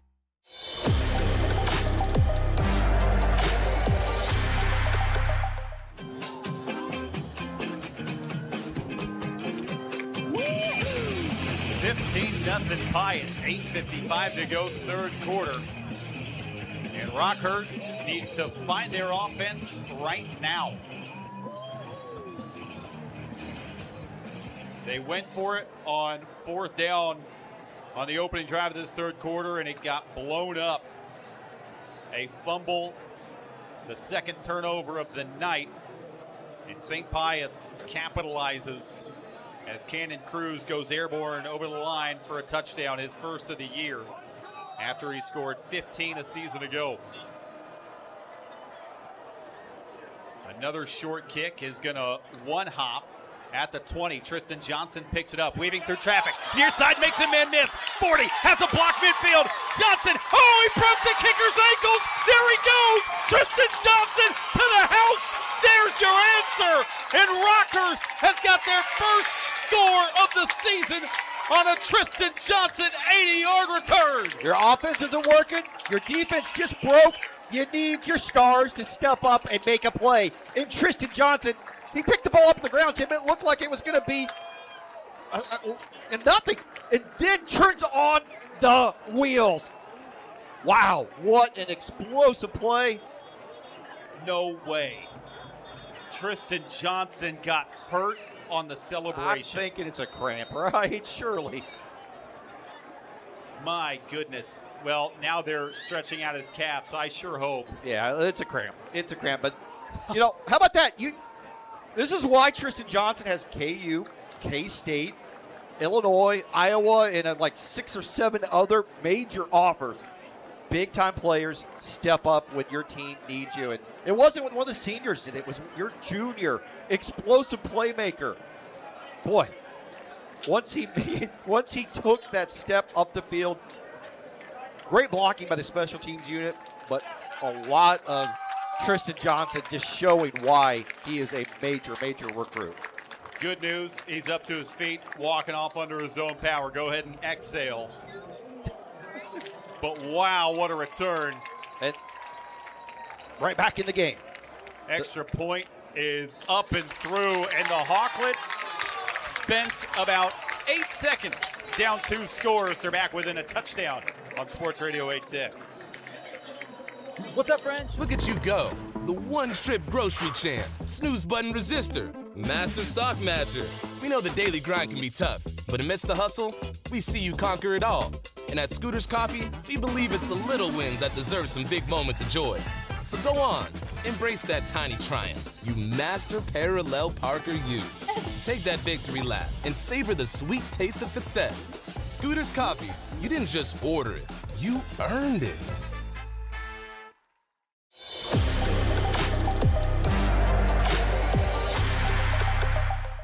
7.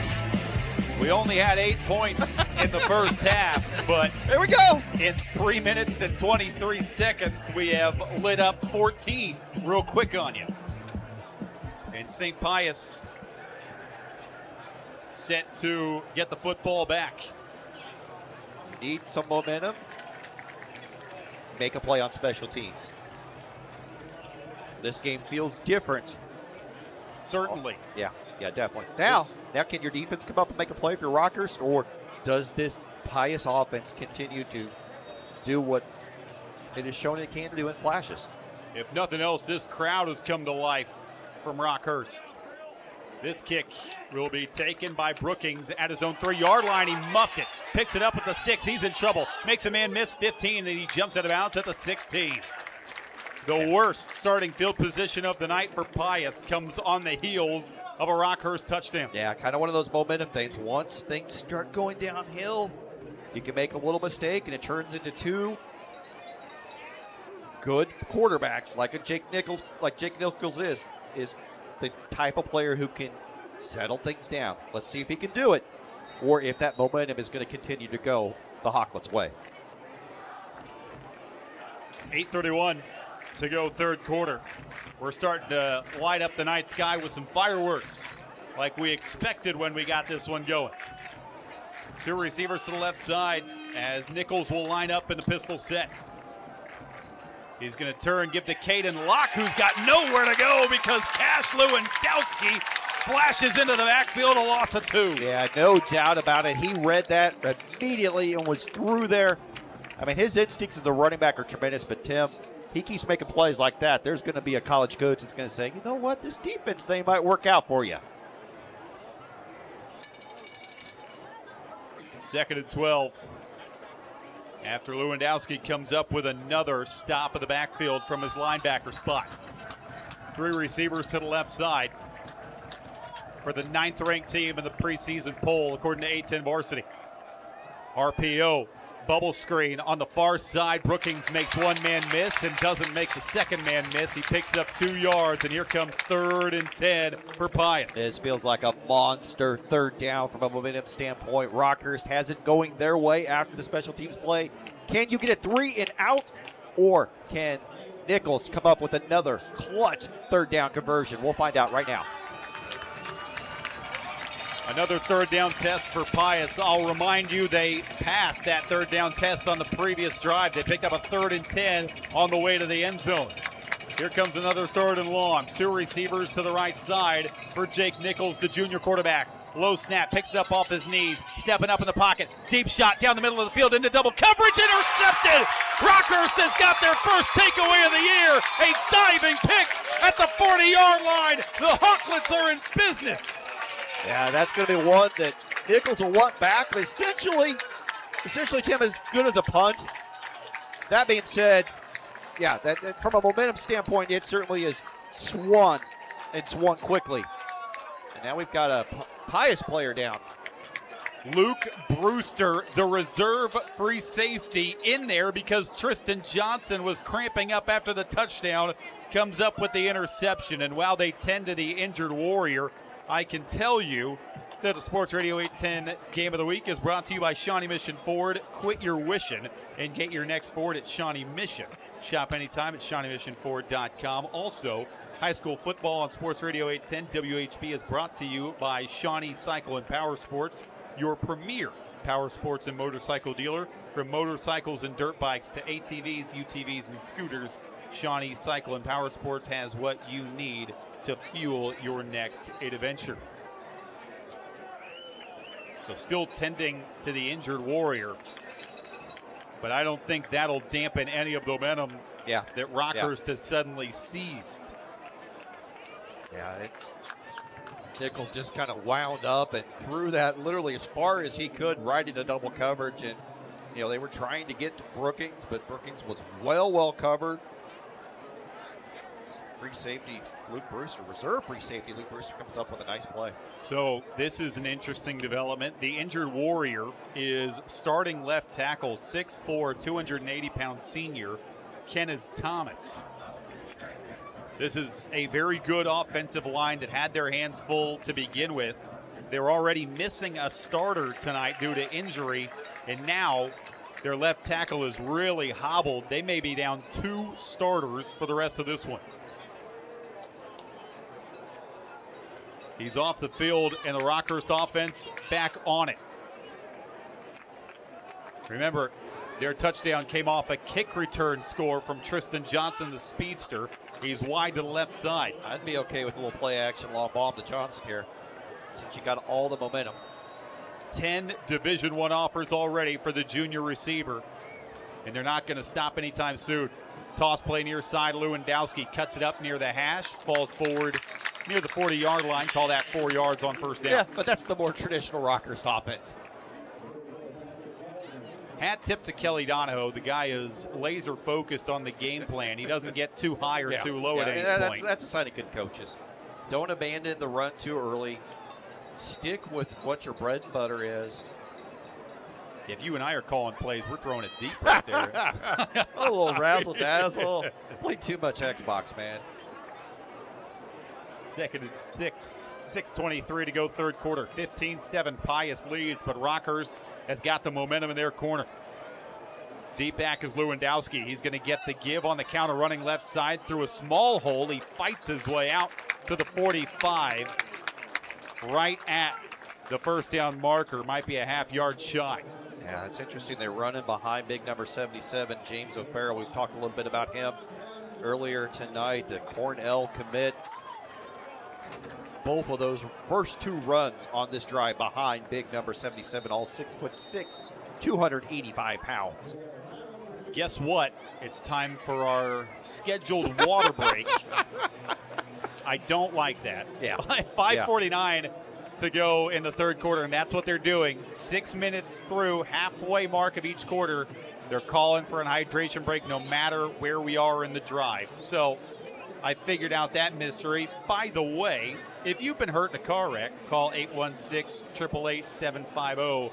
Mike's got this. Jeremy, again, 3rd and a yard. You're granted an extra timeout here, but Rockhurst all of a sudden 9 yards on 2 carries. And like you were saying, that's a little bit more like the Rockhurst offense we've been used to. I mean, you lean on your senior playmakers. Don't force it. Give it to your all-state running back. Run behind your big offensive line, 6'6", 285, 6'2", 315, 6'3", 285, 6'7", 245. You get the picture. Big. You run behind them. And they've shown flashes tonight, Tim. They've had some good runs.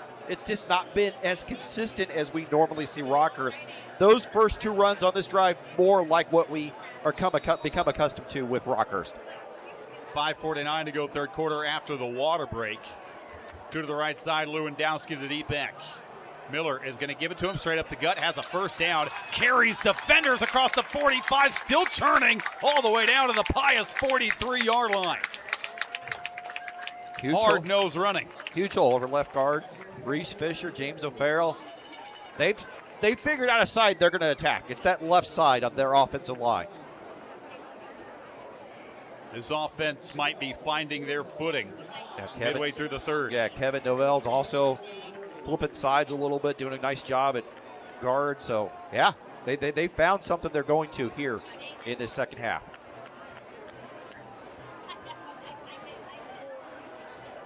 Tristan Johnson not on the field on this 1st and 10 play. Lewandowski will get it again straight up the gut, hurdled one man on his way out to the 39-yard line. Yeah, that's Kelly Donahoe football.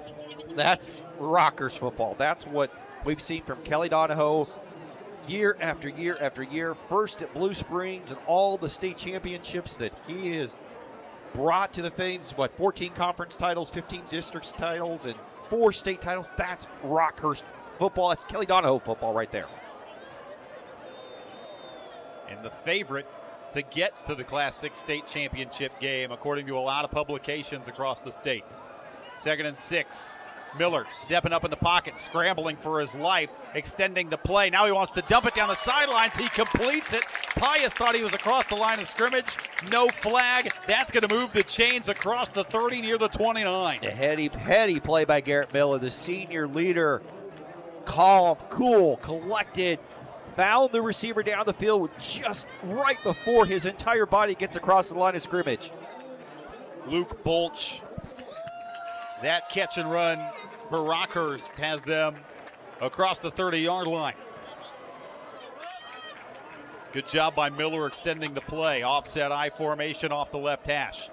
Miller is going to turn, toss to Lewandowski, running the right side. He lowers the shoulder and just bulldozes a man near the 21, 8 yards on 1st down. How about the block by John Reardon, the fullback, leading the way, big number 34, 210 pounds, 5'9", setting the edge, opening the hole up for Lewandowski. It's easy to run when you don't get touched until you get 5-6 yards into the defensive backfield. 3:51 to go, 3rd quarter and rolling. 15-7 Pius leads, but Rockhurst on the move just outside of the red zone at the 21-yard line of Pius. 2 receivers to the left side, offset I. They go under center again for Garrett Miller. Play clock down to 5. Toss play, left side. Lewandowski cuts it back, reverses field. He's got a 1st down out to the 17.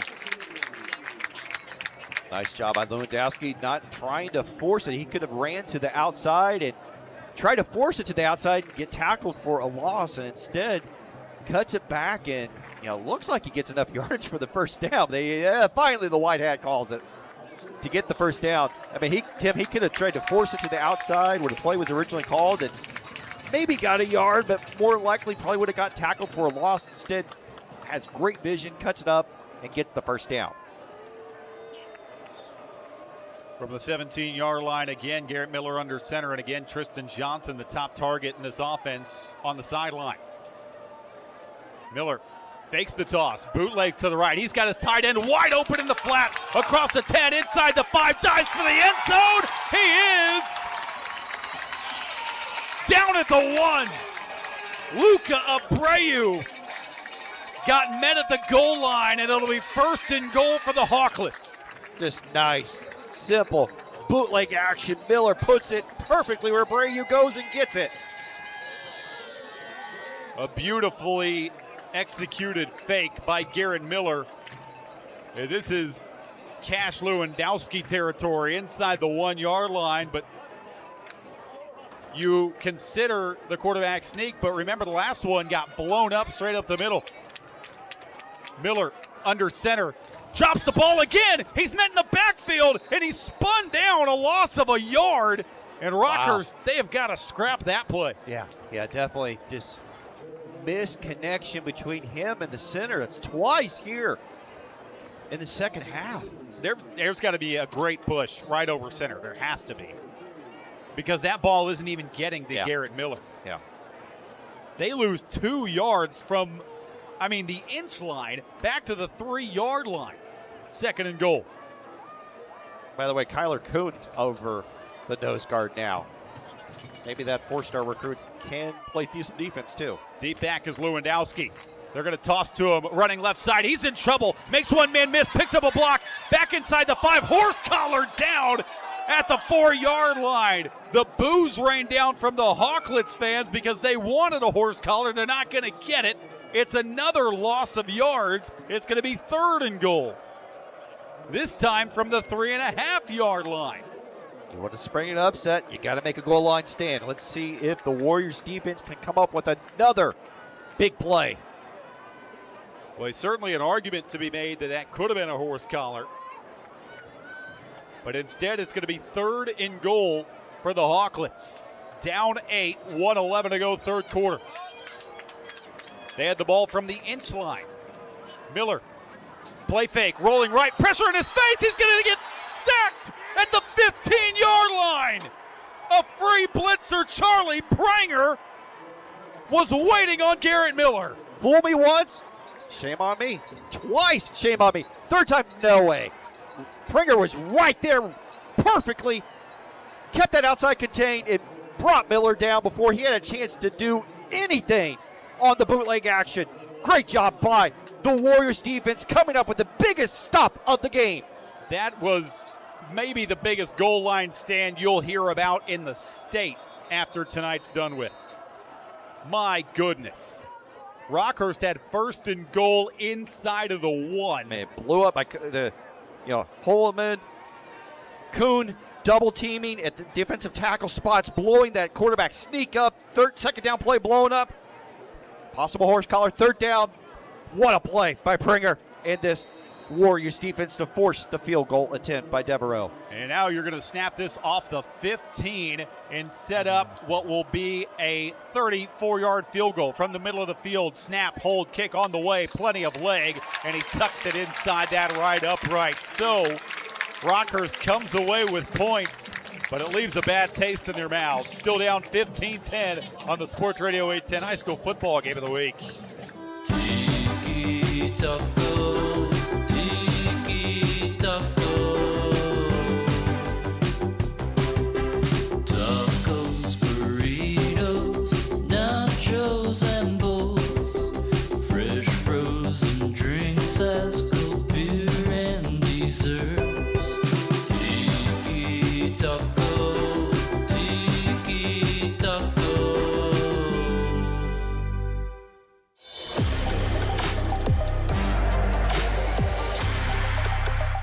103.7 FM. Sports Radio 810 WHB, Kansas City.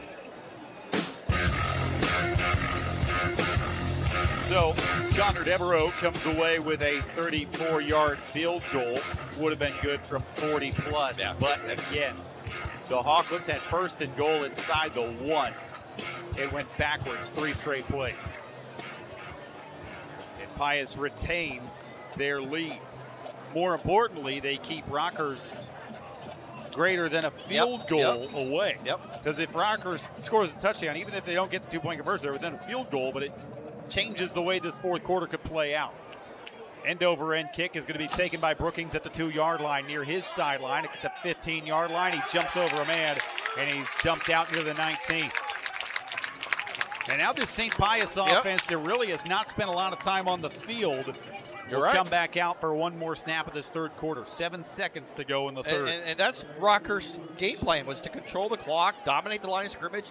They did everything right, Tim, on that drive, except score the touchdown.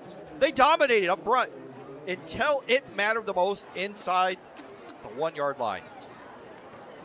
Let's see if Pius, down 2 starting linemen, can figure something out and get this running attack going again. Because on that touchdown drive, Locke and Cruz did have some nice runs. Can they get it going again? Yeah, remember the left tackle, Kenneth Thomas, went down the final play of that last drive. He's not out there to begin this drive. 3 to the left side for Jake Nichols, operating out of the pistol. Play fake. Nichols taking a shot down the seam. Has Chisholm, midfield, in a foot race, 40, cutting back 35, lost the football. Ball loose on the ground. Rockhurst saying they have it at the 33-yard line. And no, Pius somehow retains the fumble. What a wild way to end the third quarter. Oh my goodness. Make sure that seatbelt's working. Pius has got it. 1st and 10 at the Rockhurst 33-yard line when we come back on the other side of this, up 15-10 over the Hawklets on the Sports Radio 810 High School Football Game of the Week. Look at you go, the one-trip grocery champ, snooze button resistor, master sock matcher. We know the daily grind can be tough, but amidst the hustle, we see you conquer it all. And at Scooters Coffee, we believe it's the little wins that deserve some big moments of joy. So go on, embrace that tiny triumph. You master parallel parker you. Take that victory lap and savor the sweet taste of success. Scooter's Coffee, you didn't just order it, you earned it.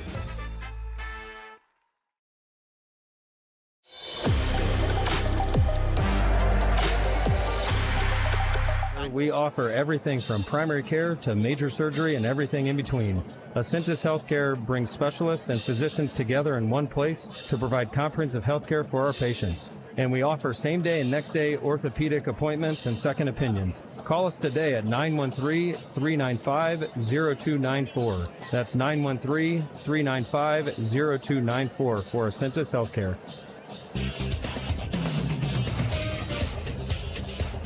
Boy, it might be week one, but hey, we're in mid-season form. 15-10, we have got ourselves a heck of a game going on at Rockhurst right now. Preseason number 1 is on the ropes, and Pius gets another big play to end the third quarter. 1st and 10 after they recovered their own fumble from the Rockhurst 32-yard line as we start quarter 4 on Sports Radio 810. 2 receivers to the right side for Nichols as this play is blown dead.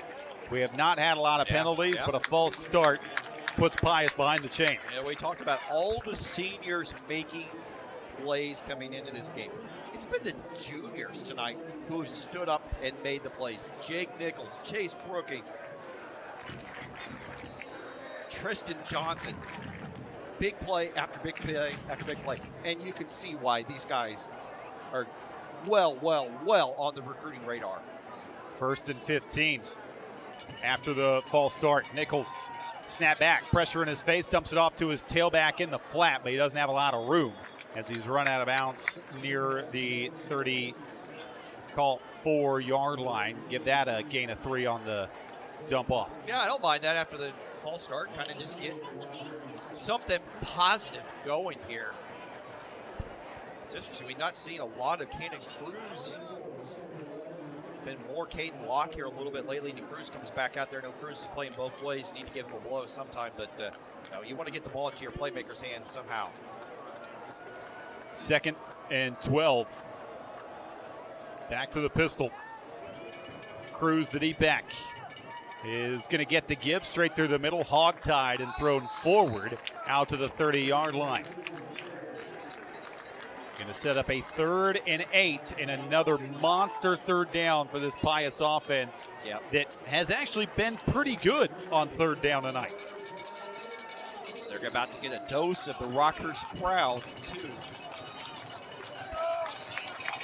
Can Jake Nichols make the conversion again on 3rd down when it matters? 3 receivers to the right side. Trouble getting the play call in. Looks like they've got it. Jake Nichols, pistol snap back, looking right, pressure in his face, hitch route complete, got to make a man miss. Chisholm made one man miss, but trying to make another move. He got stood up shy of the 1st down marker. It'll be 4th and a long one from the 24-yard line. Gosh, Tim, I want Chisholm just to put his foot in the ground and get the 1st down. If he puts his foot in the ground and just goes forward, he's going to be very close to the sticks. Instead, tries to dance around just a little bit too much and did not get it, setting up this critical 4th and 2 play with 10 minutes left in the game. No thought of a field goal. Offense remains out there on a 4th down play. Got to get to 22 to keep the drive alive. Cruz the deep back. Nichols, hard count, no movement. Checks the sideline. Play clock down to 3. Nichols trying to change the play. Play clock down to 1. It hits zeros. We've got a timeout from Pius. 9:47 to go in the game. Well, we tried the high school jump, get him to try and jump off sides play. That didn't work.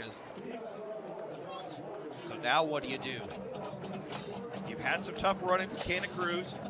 Brookings and Chisholm have been reliable.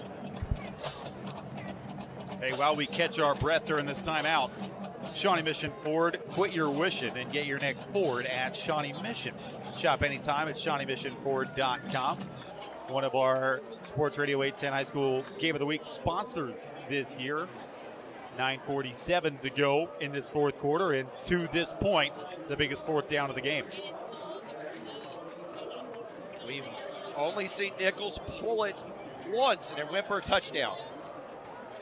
Could this be when you dial up the RPO and let him pull on the zone read and trust that your junior star can make a play? Or do you go back to your Division I 205-pound running back recruit?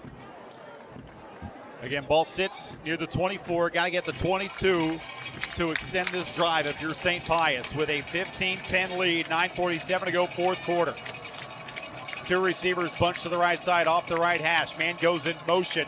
They're going to give it to Cruz up the middle. Breaks one tackle, falls forward across the 20. He's got a first down after he sheds a tackle in the backfield. Tough running, physical running, falling forward, running behind Noah Eblin and Kyler Kuhn on the right side. No surprise at all. Go behind the UCM commit, go behind the 4-star Mizzou commit to get the first down. What a conversion by Pius. New set of downs from the 20 back into the red zone go the Warriors. Three receivers to the left side. And Cannon Cruz, the SEMO commit, is the deep back. Did we get movement? We did. It looked like the Hawklets came across again. I think that's the third time, Jeremy, that they've jumped off sides tonight. And just the little things. I mean, I know it's week one. We usually don't see Rockhurst make these mistakes. Their MO is we're more fundamentally sound. We don't make mistakes like that. We let you make the mistakes and take advantage of it. Not so much tonight. That's going to give a free 5 yards to Pius and move them out to the 15 of Rockhurst. Receivers bunched to the left side. Deep back is Cannon Cruz. Play fake. Nichols is going to flare one out to the left side. That is caught, but then roped down at the 11 is Chase Brookings. It's going to be just a smidge short. Set up third and a yard. You got to get across the 10 to move the chains on this third down play. Sorry, second down play, rather. Twins to the right side. 205-pound bruiser, Cannon Cruz is the deep back. Nichols will give it to him, knifes through a hole. He's inside the 8 and stood up near the 7. First and goal, Warriors, 8:13 to go in the game. When we evaluated Cannon Cruz's film as a junior at Elevate Recruits, we wanted to see more decisiveness from him. Tim, decisiveness is exactly what he did on that play. Took the ball and went hard, and he's limping off the field now with looked like a right ankle banged up. That's going to hurt. That's massive. And now he falls to the turf as he hits the St. Pius sideline. So we've got a timeout with 8:04 to go in the fourth quarter. And one of the premier players on this St. Pius attack, the SEMO committed running back, has just gone down with an injury. We've had some massive injuries tonight, including Blake Thomas, the receiver and starting corner for Rockhurst, injured his arm on the first offensive snap of the night for the Hawklets. And now the superstar tailback for Pius is being tended to on the turf on the far sideline. Yeah, I'm looking at him on the binoculars here. Left leg, it's obviously painful because he was hammering his helmet on the ground repeatedly. He's back up here. Let's see if he can tough it out, but oh boy. And by the way, high school football on Sports Radio 810 WHB is brought to you by Shawnee Cycle and Power Sports, your premier power sports and motorcycle dealer. From motorcycles and dirt bikes to ATVs, UTVs, and scooters, Shawnee Cycle and Power Sports has what you need to fuel your next adventure. This is going to be an adventure without Cannon Cruz. First and goal for Pius with their backup tailback, Caden Locke, to the right of Jake Nichols. Nichols, shotgun snap, will give to Locke, making one man miss, bouncing it out right side, turning the feet inside the 2, and he's down to the 1. No hesitation either by Locke, mimicking Cruz, the bigger, stronger, physical kid. Locke just decides, you know what, I'm going to put my head down and run between right guard, right tackle. No surprise at all. Going behind Evelyn and Kuhn once again. And it's just inside the 1 yard line now. Two receivers to the left. Caden Locke, the deep back. Behind Jake Nichols out of the pistol. Second and goal outside the 1 yard line. They're going to give to Caden Locke. He is going to submarine into the end zone. Touchdown Warriors. Pius has gone back up 2 scores over the top-ranked team in the city. What a drive. What an answer. What a response from this Pius offense. Let's be honest, Tim, I'm sure they read all the preseason hype. They got humiliated last year on their home turf, 49-17. They were ready. They were ready. And now they will go for 2. They quick snap it. They fake to Locke over the middle, unguarded in the end zone. The 2-point conversion to Stepanovic, and Pius goes up 13 with 7:21 to go in the fourth quarter on Sports Radio 810. Enjoy cold drinks and good times at Eddie's Tavern, located in the Northland on 45 Highway. Have a fun day and night until 1:30 a.m. with our dartboards, pool table, TVs, and outdoor patio. Plus, owner Nina's mom cooks up homemade specials on Thursdays. Find us on Facebook for live music, karaoke, and more. One of 810 Varsity's favorite hangouts, Eddie's Tavern.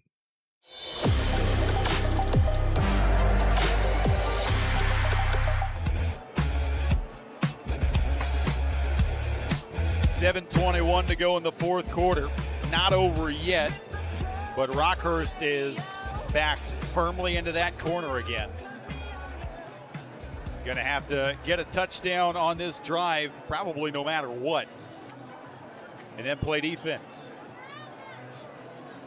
Tristan Johnson not on the field for this kick return. Yeah, he's been on the sideline quite a bit here in this fourth quarter. Remember, he got hurt after his kick return touchdown. He did come back, but then he was off the field for the latter half of that touchdown drive for Rockhurst. Yeah, but Ben Hayes is out there too, so I would imagine neither one of them are going to see the ball here. A squib kick is taken off a hop at the 40-yard line by the up man, and he is going to angle to the sideline and just get shoved out. So the offense has got to operate quickly. Yeah, got to do that quickly, but they have playmakers, Tim.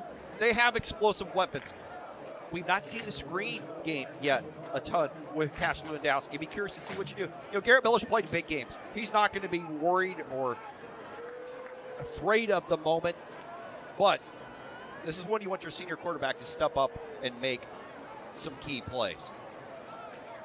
Tristan Johnson is in the huddle for Rockhurst, so it would appear that he's available. 7:16 to go fourth quarter, and they will break the huddle with their superstar receiver Tristan Johnson on the field. Ball sits at the 42-yard line to begin this drive. 23-10 St. Pius leads.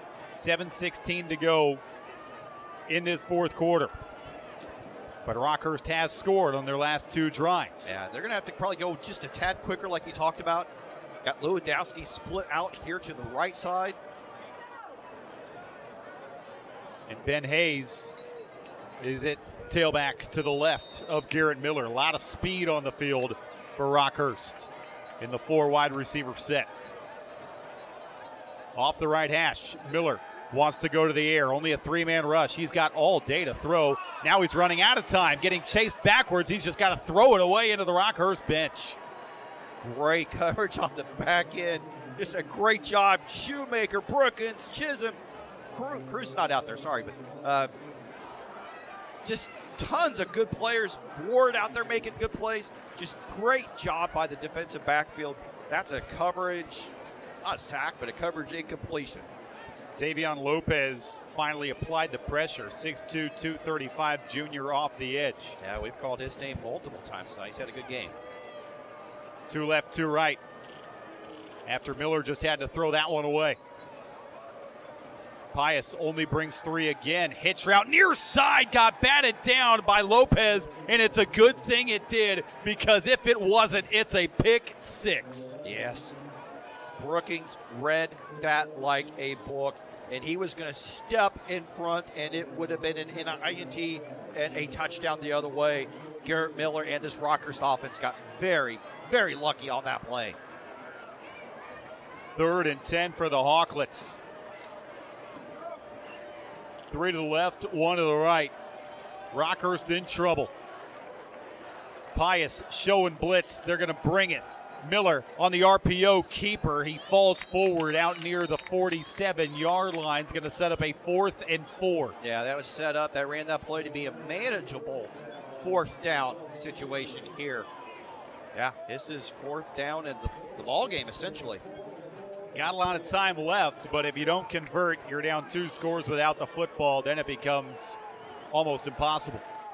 6:35 to go in the 4th quarter.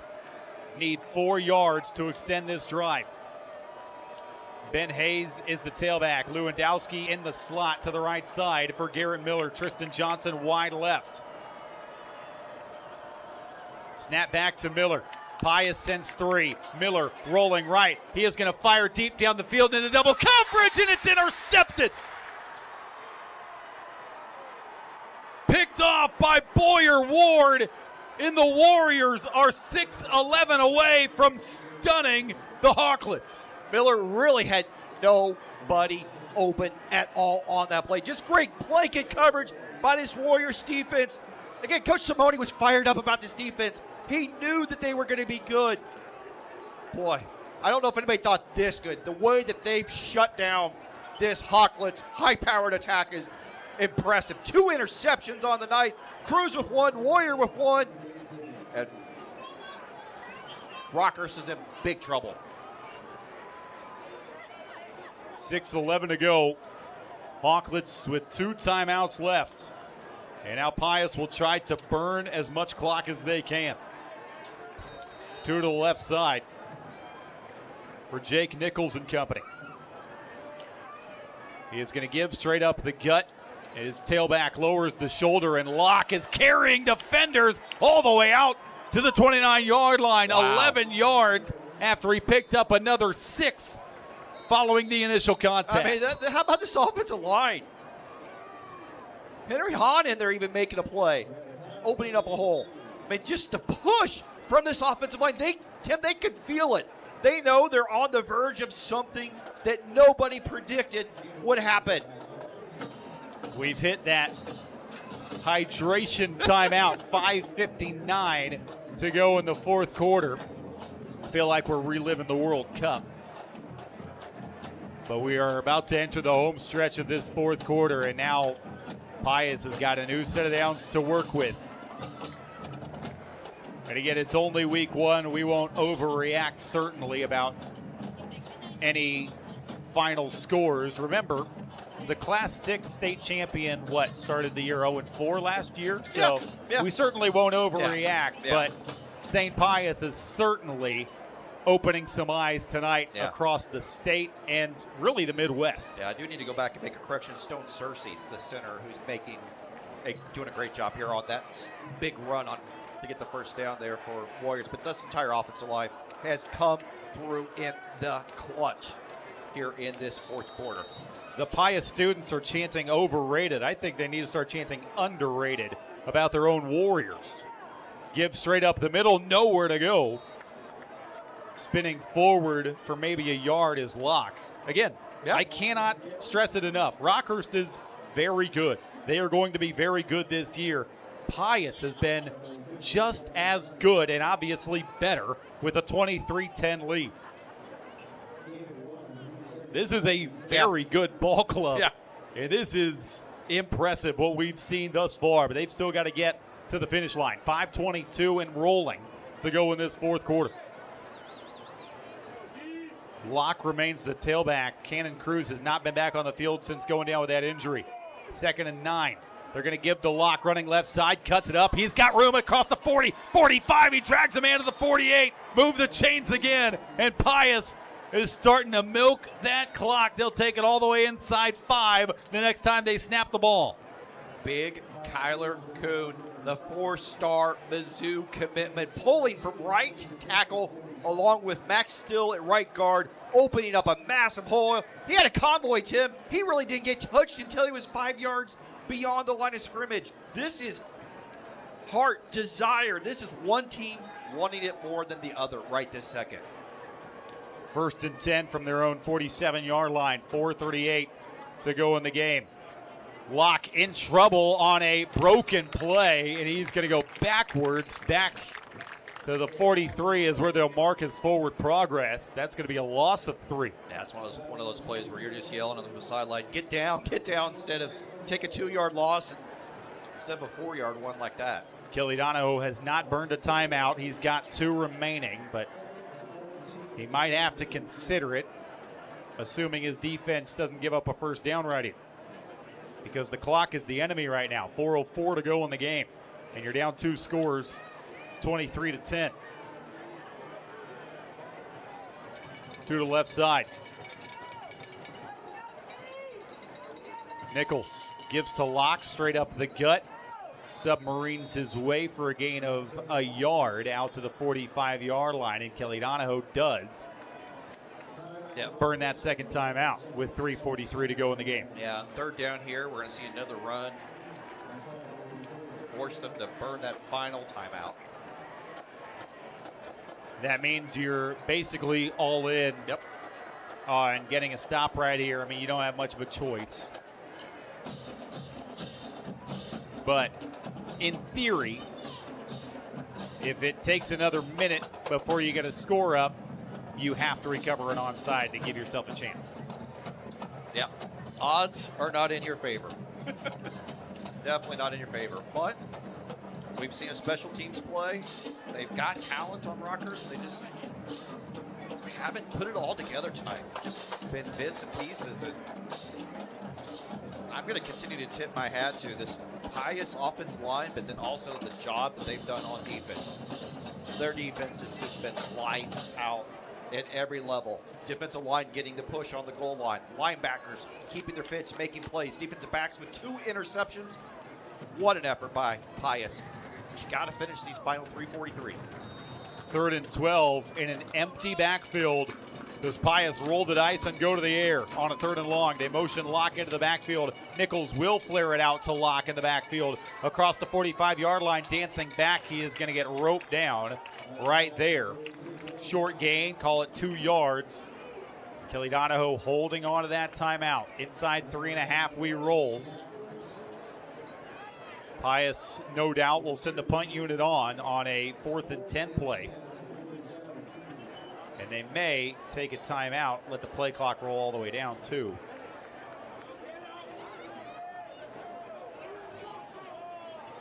Pius certainly not in a hurry. They keep the offense out there, but Jake Nichols doubles as the punter.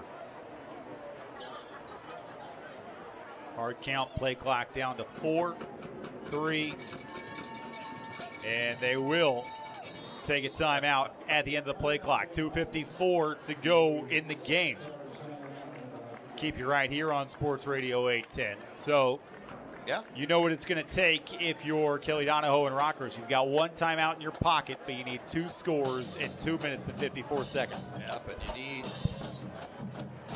need a big special teams play here. You need Tristan Johnson to make some magic happen. You maybe need a block, punt block or something. You need something from a magic standpoint to really lift the momentum. Good punt return. You need something to go in your way here. So this is a critical play to set up a potential comeback. Because certainly if you could get a score in, 30 seconds without taking that timeout, you could, in theory, not recover the onside kick with a timeout in your back pocket and potentially get the ball back, but you'd have maybe 30 seconds or so. If I'm Pius, I'd rather just kick it out of bounds and kick it anywhere to number 6. And number 6, Tristan Johnson, stands back near his own 25. Yeah, he's not even expecting a deep kick here, so. Pius hasn't shown the ability to punt it very deep, though.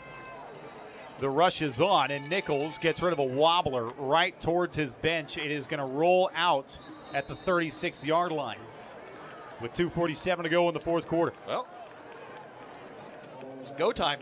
It has to be legitimately go time. You've got the quarterback. You've got the playmakers. You've got the line. You just haven't put it together tonight. It's pretty much now or never, though. And you get the feeling that Rockhurst is going to just start taking shots for Tristan Johnson. They really have not looked his way much. He's got the lone touchdown for Rockhurst. He did it on a kick return. But in the passing game, they just really have not gotten number 6 involved much. And remember, this is on the heels of losing their top target in the passing game from a year ago, Blake Thomas, with an injury on the first snap of the game. And they got Lewandowski also lined up at receiver, so I mean they're going to throw all stops out here. From the 35-yard line, 2:47 to go in the fourth quarter. 2 left, 2 right.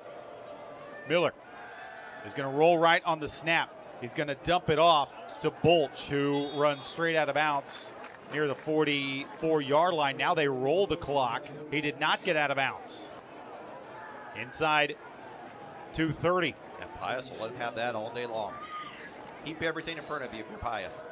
They pick up 9 yards, but Pius playing very cautiously in the secondary. Low snap. Miller digs it out of the dirt. Rolling to his right. Getting chased back to his left. Miller still on his feet. Now he's got to get rid of it. He will. That is caught by Johnson, making a man miss at the 45, spinning his way to the 43. That will briefly stop the clock at 2:05 as Rockhurst moves the chains. They're into Warriors territory. And Miller took a shot there by Dickerson. He's limping. Right ankle's bothering him. But what a conversion there to get the first down. They roll the clock inside of 2 minutes. Rockhurst still has 1 timeout, but you're down 2 scores, 23-10. Snap back to Miller was late. Everyone got going early. The snap just a beat late. False start. Yeah, they've had some bad connections from the center tonight. Just one reason or another. Bad snaps, getting manhandled up front between the guard and the center spots. Just not going well with that execution. And again, that's stuff you're not expect Rockhurst to struggle with. 1st and 15 for the Hawklets after the false start. They send 3 at Miller, stepping up in the pocket. He's going to throw over the middle. That complete to Johnson. Makes one man miss, spun down near the 26-yard line. Another great ball from Garrett Miller under duress. Yep, right on the money. Put some mustard on it. Threw a fastball when it required. But down to 1:37 to go in the game, and Miller spikes it.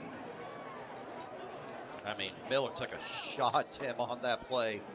Knew it was coming, but still delivered a strike. And Johnson's getting open. I mean, he is getting open. And I know it is a different defensive look that Pius is giving, protecting this lead and just trying to get to the finish line now. But still, you suddenly start looking Tristan Johnson's way, and things start happening. Yep.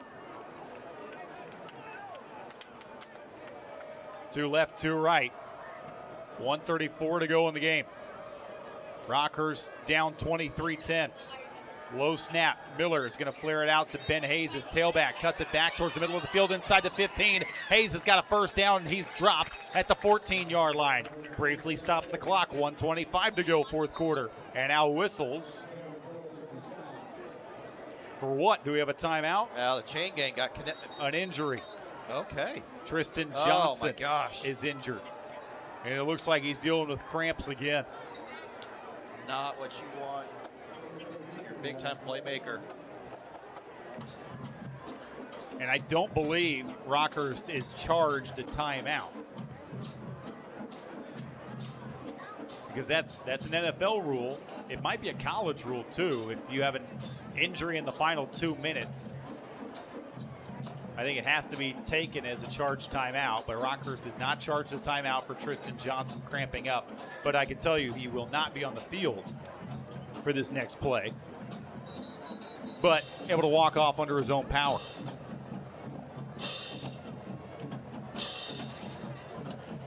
Does give Pius a chance to kind of regroup a little bit here. They've been playing soft, very vanilla coverage here. Maybe they decide to bring the heat. Have brought 0 blitzes to this drive.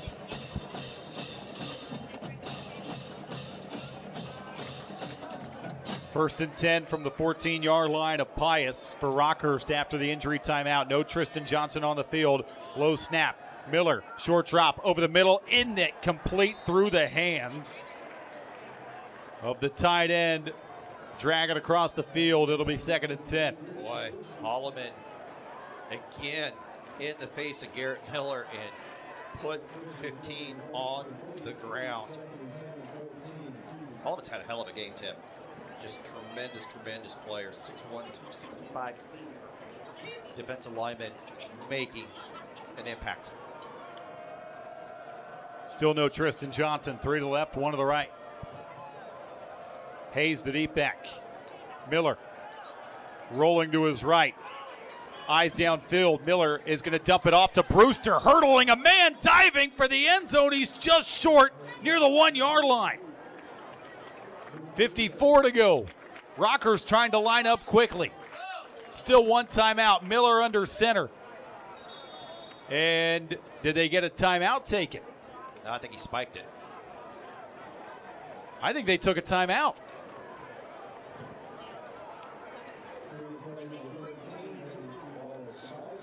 Yeah, No, they did. Okay, yeah. they did ground it with 52 seconds. I'm not sure you don't just quarterback sneak it right there quickly, but So now you get to might be a moot point. Now you bring in the big guys up front. Kyler Coons in for Pius up front, 4-star Mizzou recruit. Let's see what Rocker styles up. This should be Cash Lewandowski time. Miller under center. Turns, gives to Lewandowski, walks into the end zone, touchdown. Hawklets are back within a score with 49 seconds to go and 1 timeout remaining.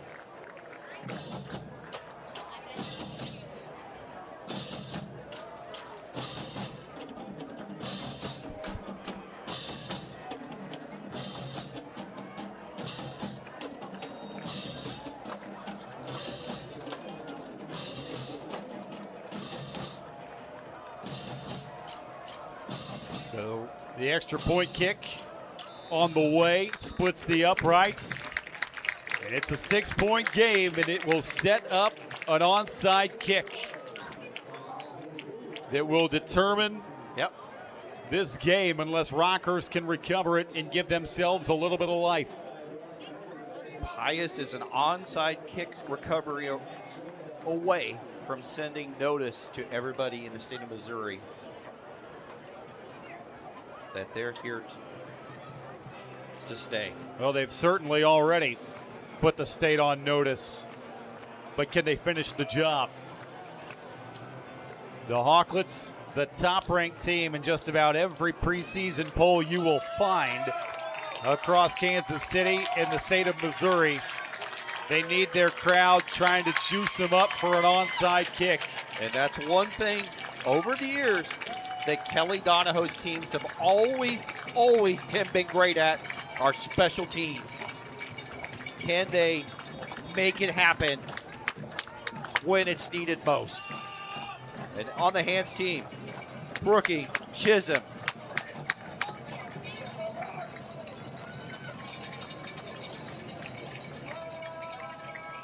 Again, 1 timeout left for Kelly Donahoe. 49 seconds to go. If you don't recover this onside, you're 2 kneel downs away from starting the year 0-1.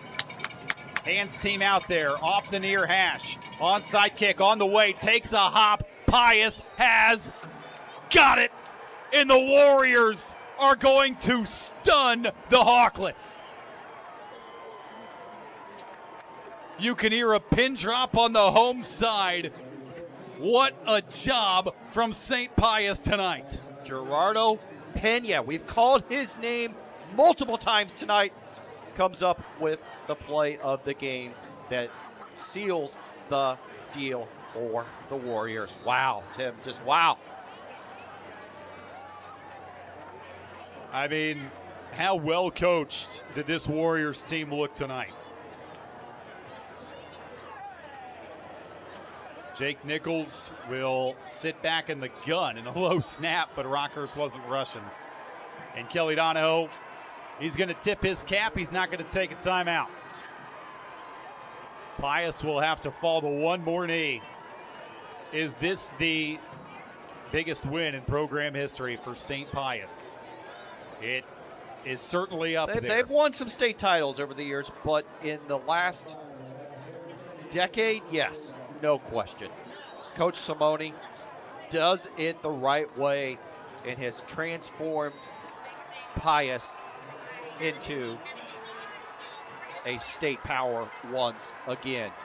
A team that went 6-5 a year ago that lost by 30 to Rockhurst in last year's season opener, that got blanked 42-0 in the playoffs to Platte County, has started 2026 with one of their biggest wins in program history as they take down the top-ranked team in the Metro 23-17. A wonderfully coached game from Anthony Simone. A hard-earned, well-deserved win for St. Pius.